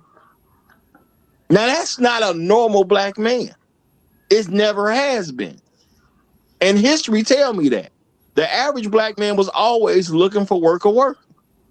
But let's keep it real. Tell me if y'all agree. My experience in interacting with productive black men, usually productive, responsible black men that I think I agree, Roger, that most black men aren't derelict because it would cost too much. It wouldn't be, it would be too much of a consequence to that. So black men instinctually most black men aren't out here just being the scum of the society. But when you talk to, and when I've talked to black men, I get the sense that black men don't believe that most black men aren't derelict. even productive, responsible black men, a lot of the times, unless you show them stats, the way they talk is as if they're a 1 in 10,000 Negro. They themselves aren't derelict and they're responsible, but they don't necessarily project that onto black men. They kind of think, well, I'm proof that every black man ain't shit, but I'm just special. Most black men. No. I think that's a very acceptable because our mamas start us off with it, and then you get thrown into a society that's steady pushing that narrative. When you go to school as a child, that's the narrative you're gonna get when you go to public school. When you watch television, you're gonna get that narrative. When you read magazines, you're gonna get that narrative. You go to movies, you're gonna get that narrative. So everything mama was telling you about how black men are nothing is being pushed throughout all society. And at the end of the day, if you don't ever stop and put your thinking cap on and think about the black men you do come across, you'll never catch it. Because at some point, I just look at people I'm related to, people I went to school with, people who do X, Y, and Z. Now, I've said before, I know a nigga that got 40 years when we was 35 years old. He one dude. He's one. He ain't the only person that been to prison, I'm sure, but he's the one guy I know about who been to prison. Out of all these men that I came across in my lifetime, I know he's in prison. I know a couple other people that have been and gotten out, but the vast majority of men I know have never been to prison. So I can't figure this out until I start thinking about what's going on in the society I actually participate in. I don't know men, you know what I'm saying, who are, I don't know anybody that I've been talking to on a regular basis in prison right now, except for that one guy that we went to grammar school together, and I just happen to know who he is, and boom, he in prison. But I don't know a bunch of niggas in prison. I know I'm supposed to know all these niggas in prison. I don't. And never did. I can't even think of more than 3 men at any point in my life that I knew who was in prison. And statistically, none of us know that many niggas in prison.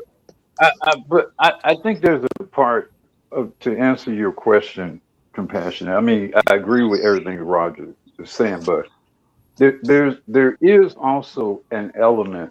There's an implicit reward system of self-deprecation of black men, either personally or in terms of the group. Either you put yourself down or you put down black men overall. I mean, we saw it in the video with the 2 gentlemen talking, where the guy was saying, well, she had more than me and I was struggling, but she helped me. That kind of, there's this again, this sort of implied within the society, and particularly amongst black people. And I think there's this, because as Roger, you described, we're all most of us are sort of mother raised and it's sort of very gynocratic that we've got to self-deprecate to the women for them to feel better or feel more comfort in supporting us, that sort of thing, that I got to somehow self-deprecate myself to then justify you being a supportive woman or spouse or mother or whatever to me. Hold on, Uru, so it's kind of baked into the society. Yeah. Hold on, Uru. Let me illustrate what you're talking about. This is a perfect example.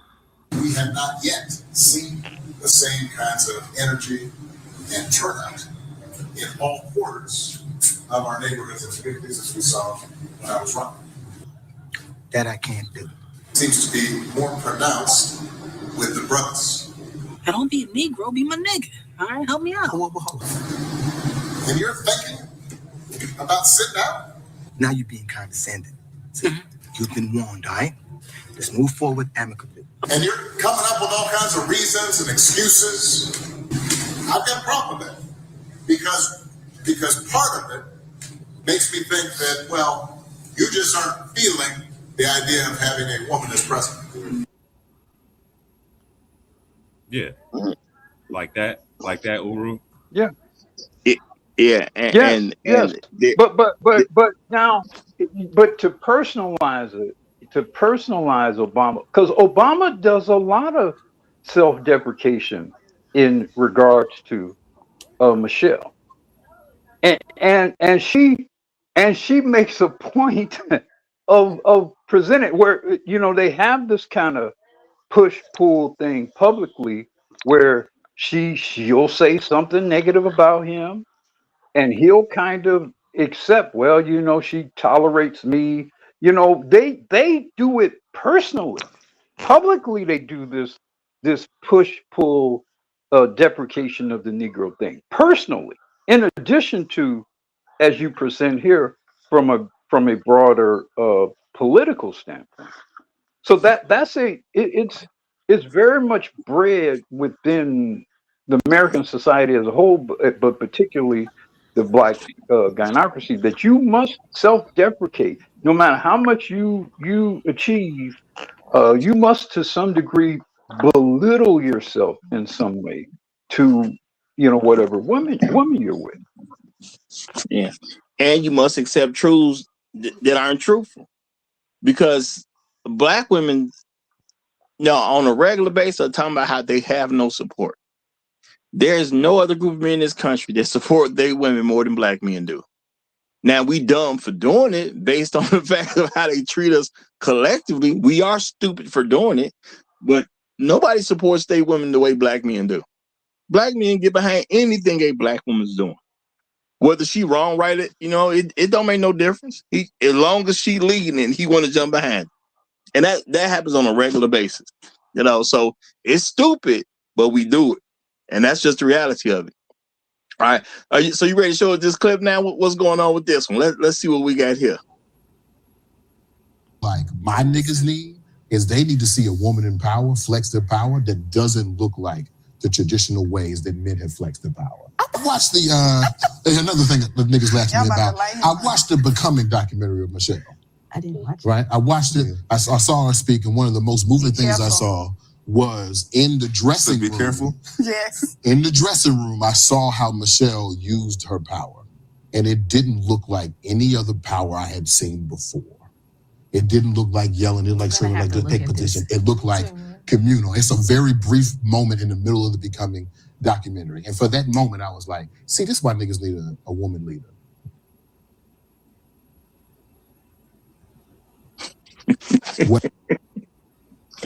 Okay, but that guy is Rainbow, y'all know, or that's not a straight man. That's not a straight black man. No, well, I'm saying he's not. I don't give a damn what he's saying himself. He claimed to be publicly. That ain't no straight black man. All that hand gesturing and all that black women wielding her power like some kind of magical pixie dust. Straight black men don't talk like that. No, these are the niggas that graduate college now. This is what college produces. I know a bunch of niggas. Okay, it just produce a lot of gay guys, I guess. But are they straight though? Hey, yeah, that's the modern. I mean, they might have went to college. That don't mean they not gay. No, I'm not. You're right. But because all that hand waving and wand waving and I saw a black woman wield her power in magical ways. Man, come on now with all that. Yeah, the words. That's what they teach in college now. Yeah, the words he picked to use. Yeah, they definitely suspect. So a news flash. I don't know if y'all know, but this whole society, including college, is totally feminized. But most of the niggas' professors are women. They're watching and looking up to women for 4 years. Like, trust me, this is the archetypal college-educated black man. This is the FD signified. This is the modern black man. Look, I'm not arguing that college ain't that way. But when you use words like that, and black people got a point, you start looking at dudes' mannerisms. It don't remind you of straight men. I'm gonna just say that. You know what I'm saying? Because I don't know nothing about dude, but he don't remind me of a straight man talking. I'm gonna say that, and that's for sure. You know what I'm saying? The words he picked to use, and I saw Michelle use her power in the way that I've just never seen. Bro, I ain't never heard a straight man talk like that. And you're right, but these are the men that's gonna have microphones. These are the men that YouTube doesn't shadow ban. These are the men that really they're going viral with their takes. So we could say how gay it is, but we know how this society loves gayness. So that wouldn't be a mark against them. No, I'm not saying it is, and I'm not even saying he gay. I'm just saying I ain't never heard a straight man talk like that. I'm saying if you want to enlighten black men, you got to call a thing a thing. And in this environment, you're right. All of the sword swapping might be a favorable thing outside of this environment, but in this environment, we need to call out these guys who are swapping swords with each other, and that's some flippity flop ass behavior he's engaged in right there. Yeah, and let's keep it real. A lot of black women want gay men to represent the men of the black community. Let's keep that real too. Yeah. So I'm gonna say again, since I don't know him personally, and therefore I don't know what he is, I'm gonna say again, I ain't never heard a straight man talk like that. Ever. That simple at the end of the day. And people can say what they want with that, but I ain't never heard a straight man talk like that. Everybody I heard that talk like he just did, every single time I found out they was gay. Well, no, that's intersectional feminist. He's an intersectional feminist. That's why people that come into this space, they're usually, especially if they can. Hold on, wait a minute. Look at his fingers, man. Come on.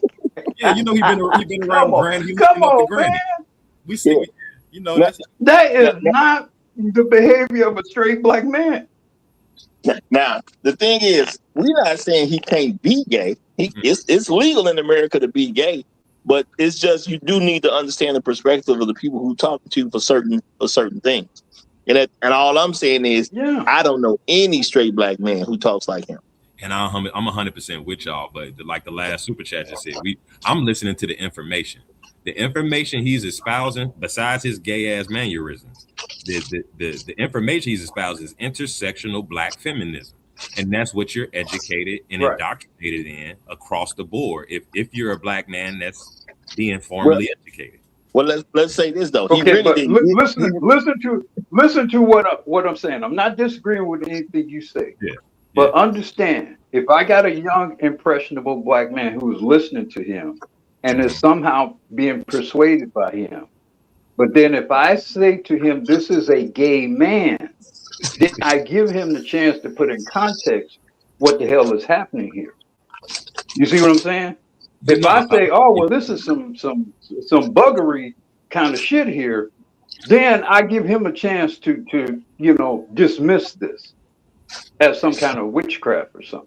And I get so that's why I'm not labeling it just to be mean. I'm labeling it so that a young impressionable person will get a better chance of seeing how and why this is witchcraft and what its motives are. That's why I'm labeling. And I hear you, Uru, but and I speak intersectional feminism. I'm a millennial. You know what the young man that you say that to responds, and he's programmed to respond to. Or you're a homophobic cisgender black man that's patriarchal, and you're dismissing a good idea because and hiding behind gayness. That's what they're programmed to say. They wouldn't take you calling that man gay as much of an insult as black men once. No, what the thing is, we don't know whether he's gay or not for sure. We just know we ain't never seen a straight man talk like him. We know that is a fact.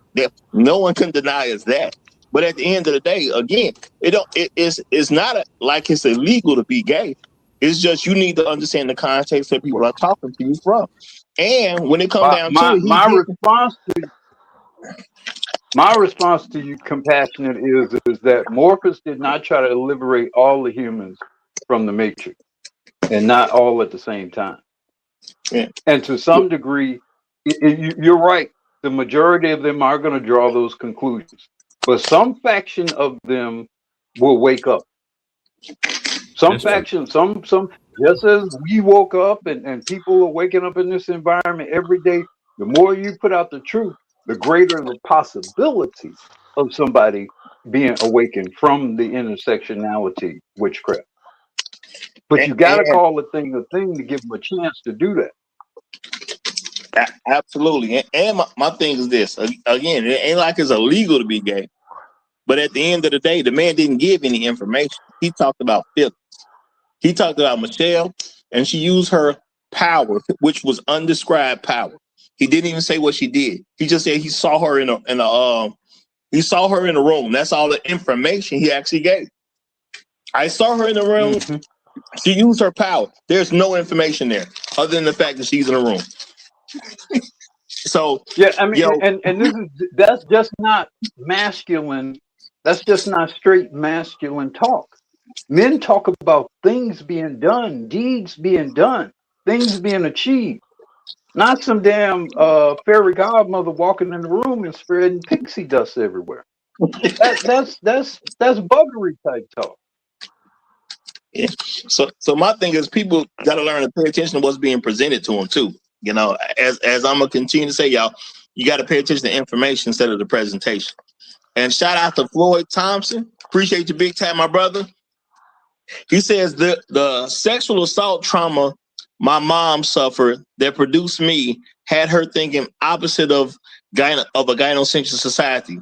She was advised to delete me. She said she knew then at age 17, black men are the leaders, prize, table, target. Hey, shout out to your mom for that then. Shout out to your mom. She done made a great decision. We know she done made at least one great decision in her life. So shout out to her for that. And shout out to her for not being dumb enough to fall into this nonsense they pushing out here. And that's real talk. Because I'm glad you're here, Floyd. I'm definitely glad you're here. So shout out to your moms for that. And you know, let me say this, Raj. I hear y'all's on my last clip pushback, so I found y'all another matriarchal male. Yeah, you two for two with these clips, bro. It wouldn't be. It was not going to be easy. Okay, how we push back against this? I won't even say nothing. Oh, don't even play that. Don't even play that. Don't even do that. Don't even do that. Put that nigga away. Oh my God, this is awful. You may know how to take rejection. The majority of men that most women deal with do not, and you are accountable for that as well. Because I don't got time to figure out which white people are nice, which white people aren't racist, or da-da-da-da-da. I have to go on the actions of the group. Right. The group as a whole and the history of that group as a whole tells me that they are a danger to me and they are not to be trusted. Right. And if you can understand that as a black man and your stance towards white people, then you should absolutely be able to understand women's stance towards you. Mm-hmm. It's not a war on you waged by women. Actually, the war get a little thicker when we start talking about it from the perspective of a woman and the greater society of racism and white supremacy being waged against black people, and then the patriarchal society being waged against women. So they have to deal with two elements. One of those elements we don't have to think about, and honestly, we're perpetuated. Mm. And it's perpetuated against us young to look at women as objects, right? You know, to look at women only through the lens of a sexual desire and not as the human being that they are. And when you understand how to deal with women on a human level, you understand how much women will enrich your life. And that was complete nonsense. Okay, let me do this. Because the show is about the perspective of a compromised man. Now, I don't know if he's compromised or not. I just know he lied about a bunch of stuff. You know, if you look at society, not a person here or there, how do black men operate with black women? We try to give them everything they say they want. So why would a black woman be scared of black men? It's got nothing to do with patriarchy. There has been no patriarchal structure in the black community, at least since the 60s. If you claim, you know, it could have been patriarchal between 1865 and 1964. You can say that. Okay. Black men was head of their homes at that particular point. It was more patriarchal then when things were going better from a social perspective amongst each other, not amongst how white people did us. Number two, black women have never been white supremacy's target. If anything, white supremacy has helped them because they have pushed that there should be no patriarchy in the black community, which doesn't exist from their perspective. Now, just because a woman say patriarchy don't mean she's dealing with one. Most women are not under the instructions of their father, even growing up as a child. So where's the patriarchy coming from? So y'all, at some point, you got to just call niggas out for lying. Now, I don't know, dude. Again, this is more about the perspective of a compromised man. I don't know if he's that or not. But at the end of the day, that don't mean you get to lie. Ain't no black woman dealing with any patriarchy outside of white folk.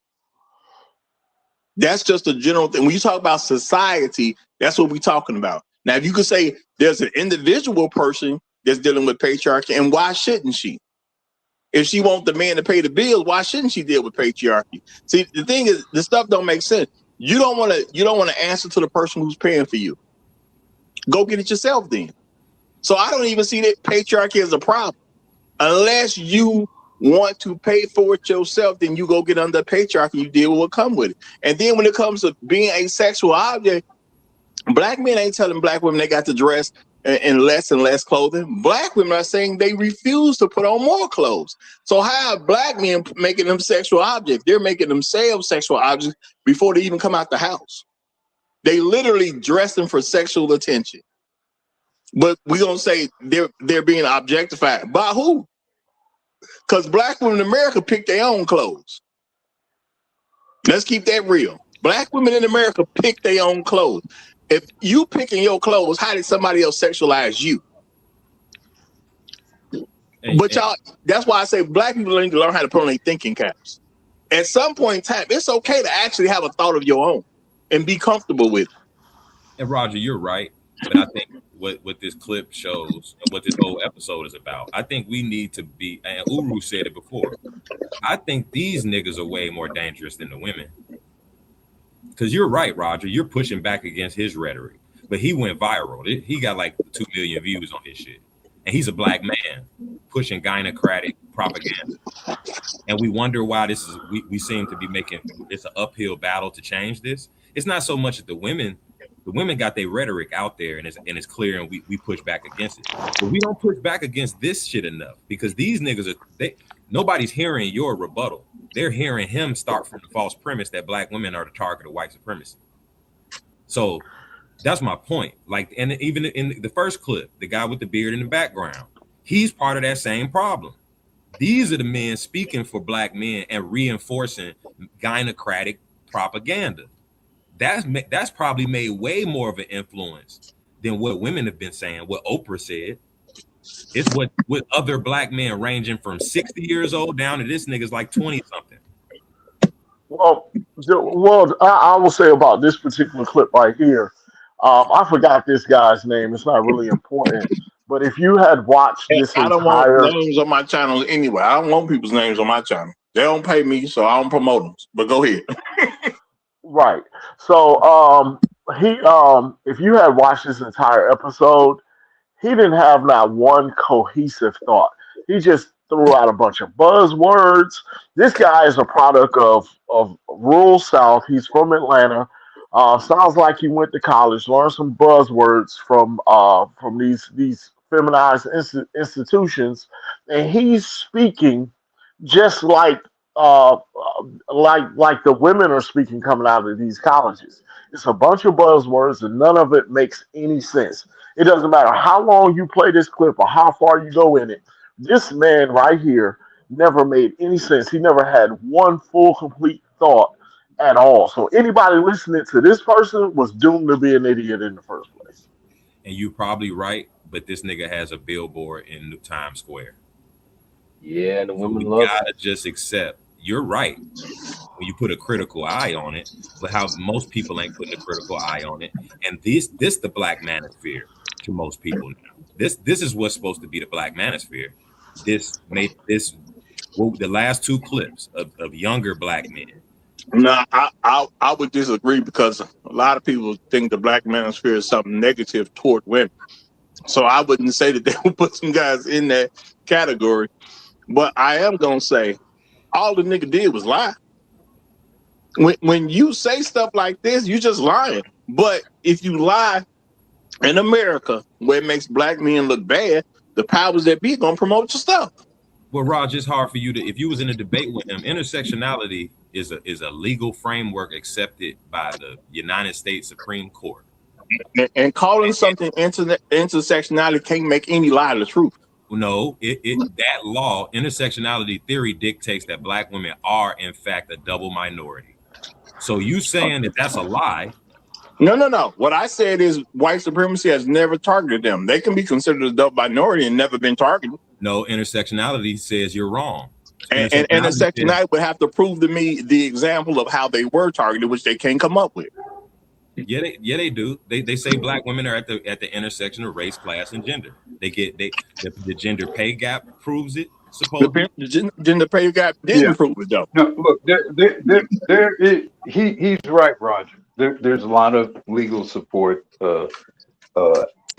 scholastic support, sociological support for the whole intersectionality thing, and it prevails largely because we have not exerted a cohesive and coordinated and a detailed rebuttal of intersectionality. We've never done it. And it's partly because the academe has been usurped by feminism and gynocrats that it's almost impossible for someone to survive in that system while exerting an effective rebuttal against it. So he is right. But I would say compassionate. Unfortunate for him, for men who think like him and people who follow him, the rigors of the time that are coming will be their undoing. See, this kind of line will not be able to hold up when so many people have lost their jobs and their homes, and so many women have lost their jobs and their homes, and they don't have husbands, they don't have support. At a certain point, the truth of their circumstance will prevail over the fairy tale that he's teaching here. And at some point, they're going to realize, and you see even small, little subtle hints of it now. But I suspect sooner rather than later, the women themselves are going to realize they've been betrayed, and that men like him have been a part of their betrayal, who've led their betrayal. That he is essentially sort of the Pied Piper of emblem that's sort of leading their children to their demise, because this works when you still got a lot of fiat money flowing, you still got a lot of programming, you still can prop women up, you still they can do a lot of different things, but Trump is deprofessionalizing their professions, which means that they can't even get money to go to nursing school and all this kind of stuff, and it's just not going to hold up over time, over the circumstances that's coming. So I really think the only thing, the effective rebuttal to this is to continue to do what we're doing here, let the reality of their circumstances catch up with it, and then very soon, I predict in the next couple of years, this kind of environment, this kind of rhetoric is going to become much more persuasive because it's going to be the truth, and their circumstances is going to demand that they start to respond to the truth. Yeah, and I'm gonna say compassion is right about getting support, but my thing is nothing taught in intersectionality is gonna make a lie true. Now you can believe some stupid stuff if you want to, and yeah, there's people who bought into those beliefs, and unfortunately for some of them, they're now suffering because they bought into those beliefs, and it is what it is. And you're gonna have people like me that don't care. I think it's fine for you to suffer because you got to be held accountable to what you believe. We all do at the end of the day. So I get it. People gonna suffer, and I'm okay with that because when I suffer, other people are okay with that. So I don't know what you want to look at me for. So it's gonna be what it's gonna be. But when it comes down to it, framing something as intersectionality won't make a lie true. You know, it's a conversation you can have, but it ain't gonna make no lie true. And again, nothing that he stated can be proven statistically. Now, the opposite can be proven. It could very easily be proven. But I'm going to say shout out to Joe's. He said, this is why I call these instances recitals, quote unquote. This is all stage work for the public. Most times they operate differently behind the scenes. And that very well could be true as well. But the thing is, You know, people make content. People are trying to make money. If you give your money to a person who's making content that doesn't help you, I still got to hold you accountable as a listener. You know, Rob, I get what you're saying, but it's not that simple. Like, intersectionality does hurt Black men. It does matter that a lot of people believe it, and you're right. Technically, if you get down into the numbers, you can't prove intersectionality to be true.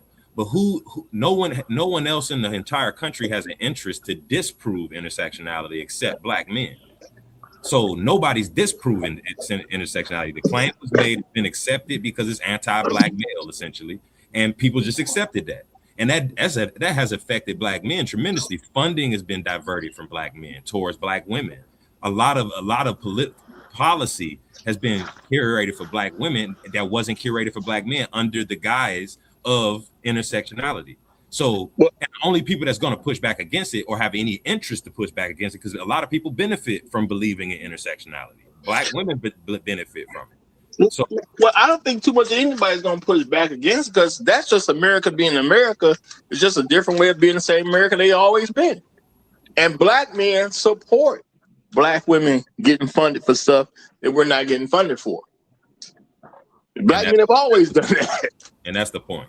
And how do we reconcile? I think that's way more worthwhile trying to reconcile than even trying to, reason with women. Is how do we figure out a way to stop Black men from handicapping ourselves? Well, the thing is, we as Black men, we got to proverbially put our thinking caps on. At the end of the day, most of the stuff that they talk about as a problem is not an actual problem. But if you pay attention to your life, you're not going to see it. Let Black women tell it. All Black men just about are trying to sexually assault somebody somewhere at some point. They say they couldn't even grow up and become adults without it happening. They just say nonsense. At the end of the day, when you're able to talk nonsense, or say like the example of this man just saying all the nonsense he just said that didn't even make any sense when you actually look at real life, if you accept the foolishness, ain't nothing you can do. At some point, you got to stand up as man and say, no, I don't accept foolishness. The gentleman who from the first... some degree, go ahead. You got to learn to leverage the environment you're in. Because what happens when your cries about being, whether they're fallacious or real, but what happens when your cries about being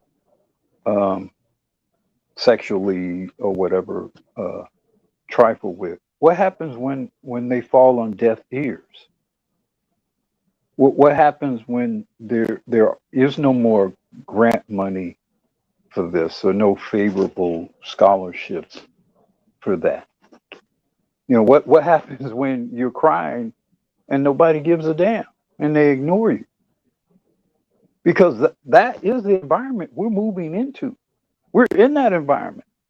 A whole lot of Black women have been crying the last year as they lost all their jobs. You think they wanted to lose their jobs? Trump didn't give a damn. In fact, if anything, he probably targeted it. So, to some degree, the environment, whether we like it or not, is going to take care of a lot of that shit. Because this ain't like I said, this guy deprofessionalized the professions that probably 80% of them go into. Don't y'all remember that? Don't y'all remember that? Do you all know the effect of that? Do you all know the effect of that? That's going to have a seismic. That's going to have a seismic effect in the realm of education. That means all those, I got my master's and all that. That ain't happening because you can't get the money now. Don't y'all know that? So even all that complaining and whining and all the intersectional stuff, a lot of that ain't gonna have the play it used to have. Well, Uru, see this, and you bring up a good point, but I worry that the environment that's happening now is gonna actually make intersectionality seem true for the first time. I agree.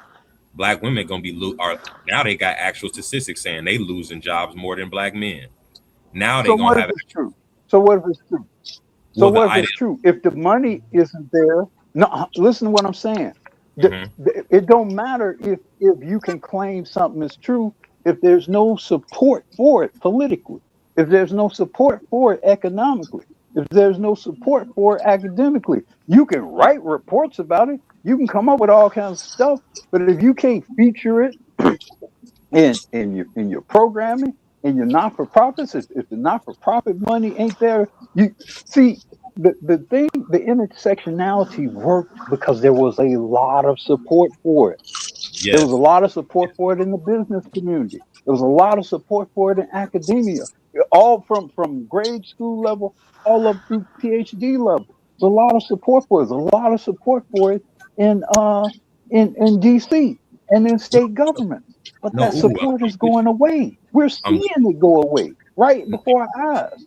I'm with you. What I'm saying is, yes, at the policy. Okay, so intersectionality is an academic framework and philosophy, but it's also a social ideology. So you're right. At the academic or policy level, is losing strength because it doesn't have that funding. But at the social ideological level, which is what we really, that's really the danger of it. Well, no. This is the thing. Maybe some of the men who bought into intersectionality was compromised in the first place. So they were sold a bill of goods that didn't make no sense, and they bought into it. But at this point, you got more black women with more political power. You think they're gonna buy into it when Keisha is is unemployed, can no longer fund Pookie's PlayStation, right? When all that goes away, how much support are you gonna have for that stuff? How much support are you gonna have for that when the checks behind it start bouncing? That's gonna be the hold fast, because I'm trying to say this, and I got to get Inspired Truth in before he got to go or something. At the end of the day, black women have been gaining more political power as more of them been losing jobs. So I don't know what to tell you. The more power you get, the more jobs they seem to lose. It is what it is. Inspired Truth Podcast. Go ahead and get your opening statement in, brother. All right. Can y'all even hear me at all? I got like half of an AirPod, half of an earbud in my ear right now. You sound perfectly clear. Okay. All right. Let me go into this. Like half of the folks that we were listening to just now in those videos, half of them were like LGBTQ or whatever. These are people that we would not have listened to before as black men, but they end up getting kind of like propped up by the system itself, and they end up becoming like kind of like cosplay versions of us. Like they're not us, but because you see a black man and you see black skin, they end up in some sort of way representing us. That's one part of it. The other part of it, I'm kind of like with compassionate. I'm pessimistic about it because I actually have, like, when I have conversations with women, they believe that stuff that Yellow Shirt is putting out there. Like, they believe all of these negative, legitimizing all these negative myths about black men down the line, like to the letter. Hey, hold on, because I think you just did it. Y'all don't be saying names of people on my channel. No, I didn't. I said Yellow Shirt. I didn't say his name. Oh, I don't know his name, but okay. Just want to be sure. No, his name is not Yellow Shirt. I don't know, and don't care. But yeah, ain't no free promotion over here. They got to pay. But go ahead. It's not his name. He's just wearing a yellow hoodie. But anyway, so all of these things have an impact, and the whole push towards intersectionality is going to take about a generation to go away because it affected people's minds. Like what's going on right now is like they don't understand what's happening. They really don't. Like we could talk and try to tell them, but it's going to be like screaming into the wind because it's too little and too late in a way. Like unless we get like a big huge microphone with a big huge amplifier, it ain't going to get across. It's just going to be like, oh, I'm feeling pain and I don't know what it's about. That's where we're at right now. Well, I think it's something we don't need to concern ourselves with. Let them think that that's what they want to think, and then when they find out it don't work, they're gonna have to deal with the consequences. It's okay for them to suffer because they made a bad choice. Don't we suffer when we make bad choices? No, see, this is what I'm worried. I get what you're saying. We can't. I disagree. We can take that approach though, because Black women have intersectionality as an ideology, which says they're at the bottom caste of society based on the fact they're Black and women. As we go forward, Black women who are 55% of our electorate as a block and who occupy damn near have like a lot of seats in Congress as far as our demographics, Black people, will use intersectionality to whatever going forward the policy are for the Black community be oriented towards this traditional intersectional double minority. Look and see we're the most unemployed women. We need to divert resources from Black boys into Black girls and Black girls code and tech programs for whatever crumbs we get going forward. It doesn't make a difference because they're not gonna do it. You know, it's people with tech programs and girls won't sign up. And that's just is what it is. They're not gonna sign up. The program got funding. That's not the point. You right, Black men ain't gonna build nothing. Black men have generally never been funded in America. It's not gonna ever happen. No matter what reason somebody come up with. It ain't been happening and it ain't gonna happen in the future. That's what Black men need to just accept and realize. Let me give you a concrete example of what I'm saying. Barack Obama, during his administration, suggested or started a program of My Brother's Keeper. My Brother's Keeper came to the conclusion that the best way to help minority boys in America was to start all boys schools in inner cities. That was what he wanted to do. He wanted to use corporate money to do it, and he got the funding and everything. Black women jumped up at academia and at the regular local level and used intersectionality, double minorities logic to say, no, that's not fair because Black girls are actually the ones that are suffering more in society. So if they get a school, we need a school. And instead, it completely threw off the entire campaign, and we never got those schools. That's how intersectionality as an ideology affects. And what I'm saying is they were thinking that way long before intersectionality. And when it comes down to it, they're just against Black men getting anything. It's always been their way. Since they've been able to use political power. That has been the Black woman's way. Now, I want to interject and rebut what Compassionate is saying here. I agree with what he's saying as far as the information, but it doesn't matter because, like right now, I'm going to school for IT. I go to an all-male, all-Black school. Ain't nothing they can do about it. Not nothing.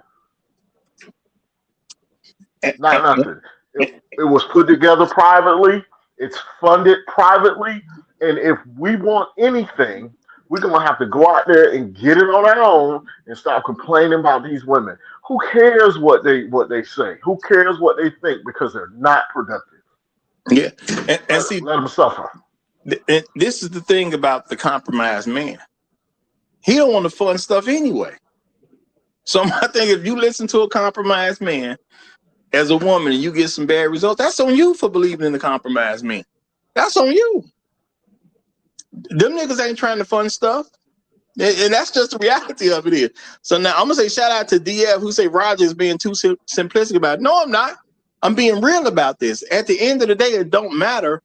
And what, Black Rule just talked about how if the funds ain't there, we can have all the great ideas in the world, but if the funds ain't there, it doesn't make a difference. And when it comes out, we took hold on 1 second. We took the idea of My Brother's Keeper and made it a reality with our own efforts. There's over 200 guys that have gotten certified in IT now. In my personal group that I run myself, 13 out of 15 of us have jobs making over $150,000 a year, and some of us have multiple jobs. That didn't matter at all what Black women had to say. And yes, they have tried to stop the effort. Does not matter. Yeah, and on the previous show, y'all know I done lost channel before, but on the previous show, I actually featured a woman who owned a tech company that her main issue was the women wouldn't sign up for the tech work. She trying to get a tech company to employ women, and the women won't become techs. So she hires me. Ain't nothing she can do about that. They won't go to school for it. It just is what it is. So my thing is, now this conversation is not really supposed to be about intersectionality. It's just about the views of a compromised man and why he's going to say these certain things. Now, if intersectionality is a reason why men are saying some stupid stuff, hey, that's on y'all for buying into the mess. That, you know what I'm saying? As a black man, you bought into it, so now you want to do all this extra stuff for women. That's your business at the end of the day. Keep in mind, it's their money. So my thing is, a lot of stuff can get stopped if you just start talking about who gonna fund it. Because a lot of people ain't got nothing to talk about when you start talking about money. People got a lot of great ideas with your money, but when they got to put their own money up, now things get questionable. Well, see, my pushback is, Roger, we can't afford. I get you. You got this laissez-faire, to each his own mentality when it comes to what the ideologies black men are carrying around and pushing, like this nigga on the screen. We can't afford to allow that ideology to pervade, because it will bite us in the ass as we try to put together these institutions or solve the problems we're solving. It's not something. It's not just, oh, well, you're too. If you want to believe in that, then you believe. No, niggas will actually divert resources to this ideology. No, I get what you're saying, but the reality is, I'm putting out the counter narrative and stuff that makes sense. Men gonna have to make a choice on what they believe. I can't stop somebody from believing his nonsense. All I can do is put the truth out there. He got a right. He has a right to say what he want to say. And at the end of the day, as a man, you got to be stupid if you want to be stupid. But I can stop a particular man from being stupid. I can only stop myself. And that's a reality we got to deal with. Now, my thing is, if there's a counter narrative, which has never really happened in this country before, because of, as we talked about earlier, how the media was basically controlled, and all of us was alive while there was really only 3 national channels. Now that we have now we got options. You can look up stuff, and you ain't got to depend on what those 3 national channels was telling you. You can go compare and contrast nowadays. The thing is, will black men start to do that? All I can do is put the option out there for you to think about it from a different perspective and say, hey, man, how about you just start paying attention to reality? Do you know a bunch of niggas in jail? Do you really know 13, 14, 15 guys serving time? Or do most guys got a job? Because the narratives tell me half the people I know supposed to be in prison. That's what the narrative tell me. But they not. And most of them ain't never been. Most of them ain't even got close to going. But the narrative is a bunch of black men supposed to be baby daddies. Well, I don't know them. Do I know some men who have children and not married? Yes. But most of the men I know ain't got no kids. Or they got kids through a marriage. That is a reality to me. So I'm just saying, we got to put your thinking cap on at some point. And I ain't just talking about men in some small group. I'm talking about people I've worked with. I'm talking about people I've met in certain organizations. I'm talking about family members. I'm talking about people I went to church with. All this different stuff. Yet most of the men I know got kids in a marriage, or they ain't got no kids at all. But if I let society tell me what's going on, it's a bunch of baby daddies running around. And my thing is, what made this guy who was featured say what he said about, men are worried about women seeing him? Bro, that's a nonsense. That's good language for women to hear, because women talk like that. Women talk about how they don't feel heard, how they don't feel seen. So they want to believe that about a man, so they'll feel better about how they not good enough to marry. See, when you think about it, it makes sense. As a woman, you want to think your man is afraid, instead of thinking that the only reason he's been with you for 6 years and ain't married you is because you ain't good enough. You prefer to think he's afraid. So I'm saying he's doing masterful work. You know what I'm saying? Now that it's been confirmed, he worked for the gynocracy, because I didn't know that for sure. You know what I'm saying? But Black Hulu said it, and I believe it because of stuff that I've seen him say it. So now that I understand he truly does work for the guy, it makes sense. He want to put a message out. And Woman, it's not you. It's your man afraid. He has a non-for-profit for boys, and he tutors and mentors hella little boys. in this same ideology. So that's my point. We need to put energy because we got to push back to your point. This show is pushing back against his ideology, but we got to put way more energy into it because these men they're on the offensive. They're pushing out this propaganda to younger men. We have to treat them more like a problem than just, oh, well, they believe in a weird ideology. No, this nigga has a non-for-profit. He's going all over. He was on Shannon Sharp podcast. He's getting hella pushed too. But this is what he's teaching 10-year-old boys. No, I mean, I get that. But I'm saying he does that from a world where there was no counter narrative. There has to be somebody who gives a counter narrative at this point and get people to start paying attention to the world around them. If I look at the world around me, what he says probably don't make sense. Just like he said in this marriage situation, what he said didn't make any sense. But you got to get me in to start thinking about how he don't make sense. I can't just talk about him or say, look at him, he look musty. I can't, you know what I'm saying? He look old because he got a white. No, you got to say how the stuff he's saying don't make sense. But as more men are willing to do that, I think stuff will change. But the thing is, we time is time. We can't get around it. Black men finally got an uncontrolled voice to a certain degree. Because, I mean, truth be told, even in social media, they could just make your channel go away. They done it to me many times. So I get where you're coming from. But the thing is, what can you actually do?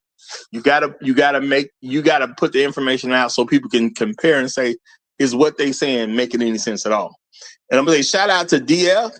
He says, we are trying to use common sense to fix a complex problem. It won't work. It won't work with this. It's more complex than what we think. And I'm gonna say, we know it's a complex problem. It just ain't gonna work overnight. That's the thing. And I think black men, we get frustrated about how long it's gonna take for something to change.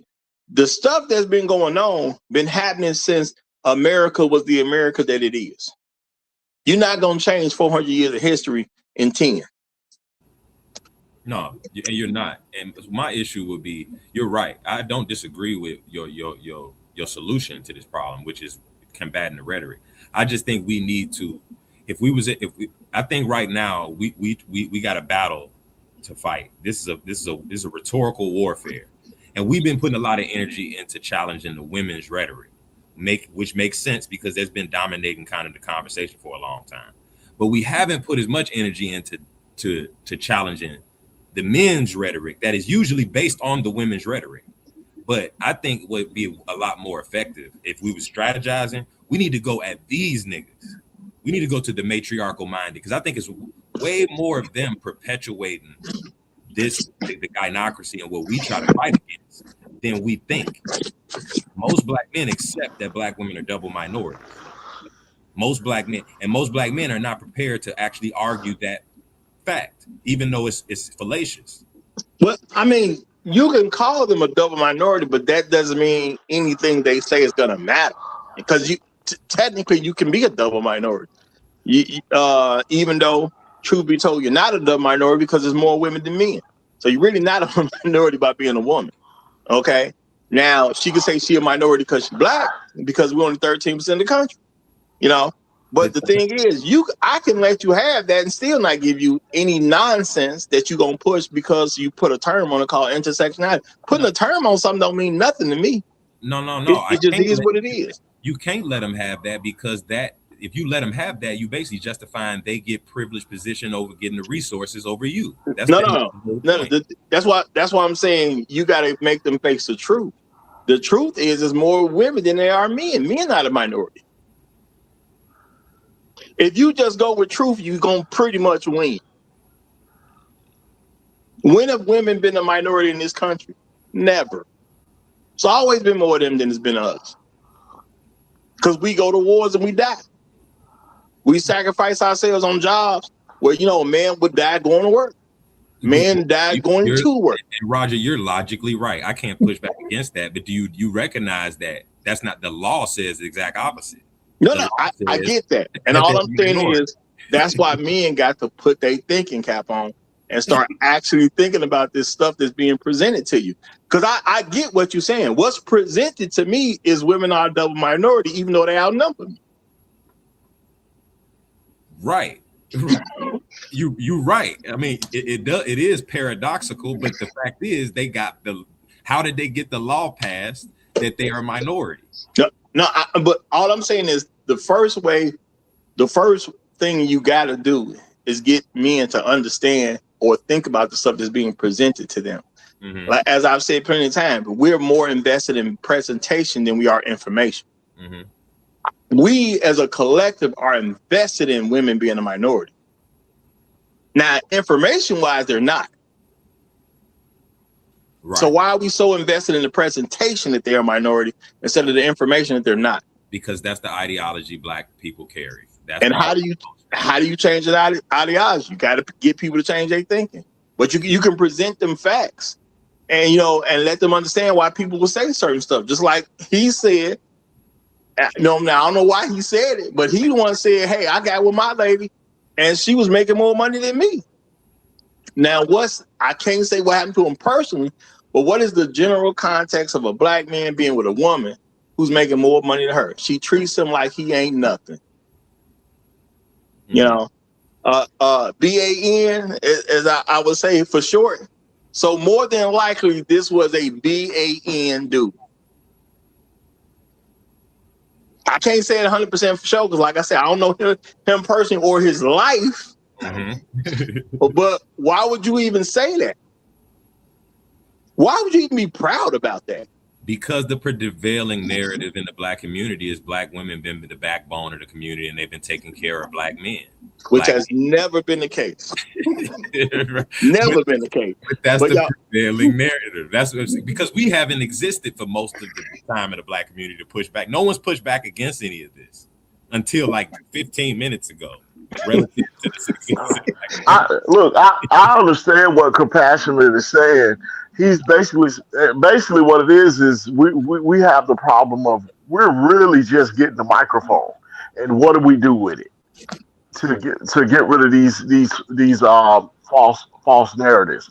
Just like Roger said, like I'm sitting over here thinking about it. Like he's like men have always been the minority in this country. If you think about that, just in its simplicity, nobody has ever said that's a false narrative. Well, no, women are minorities. No one with a microphone has been able to say it. Well, no, right. Let's be more specific. They use the mic. They say women are a disadvantaged class, and they call that minority status. Basically, they made the argument with patriarchal dominance theory and all that shit that women in general, even white women, are a disadvantaged class. Hence, why they were added to the Civil Rights Act. Why they actually got sex added, which made them a double minority. Which didn't actually make sense even at that time. It didn't make sense because they have always been the advantaged class. Co-signed it. Black women said, "You're right. Being a woman is a disadvantaged class, and it should be added to the section." Now, of course, they're gonna say that because they found a way to get something. People usually say, "Yeah, that's me." When you say, "Here, we'll give you something if you fit this narrative," but the narrative has never been true, and that's why I'm saying men got to put their thinking caps on. If we thought about it and understand it's never been true, people would have argued against it. But people didn't argue against it because they ain't really thought about it.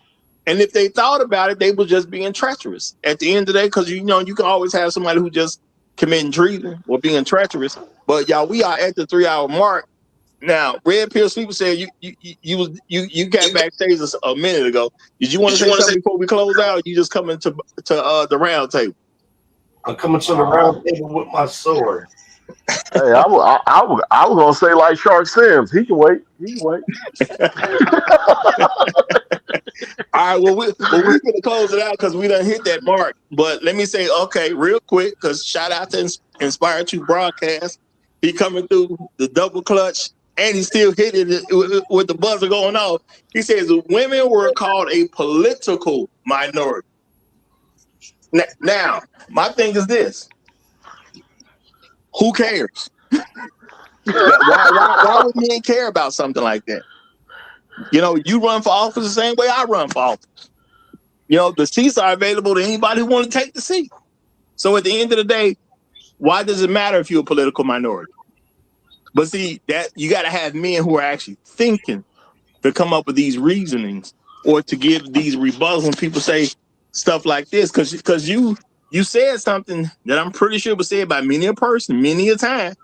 And I couldn't say it ain't true because based on political office, yeah, they've been the minority.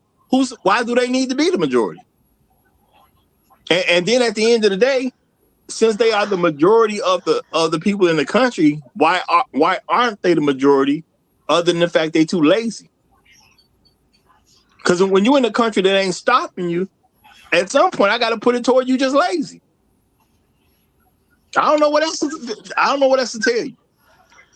You're not the majority of people who hold political power because women are just too lazy to be what they should be, right?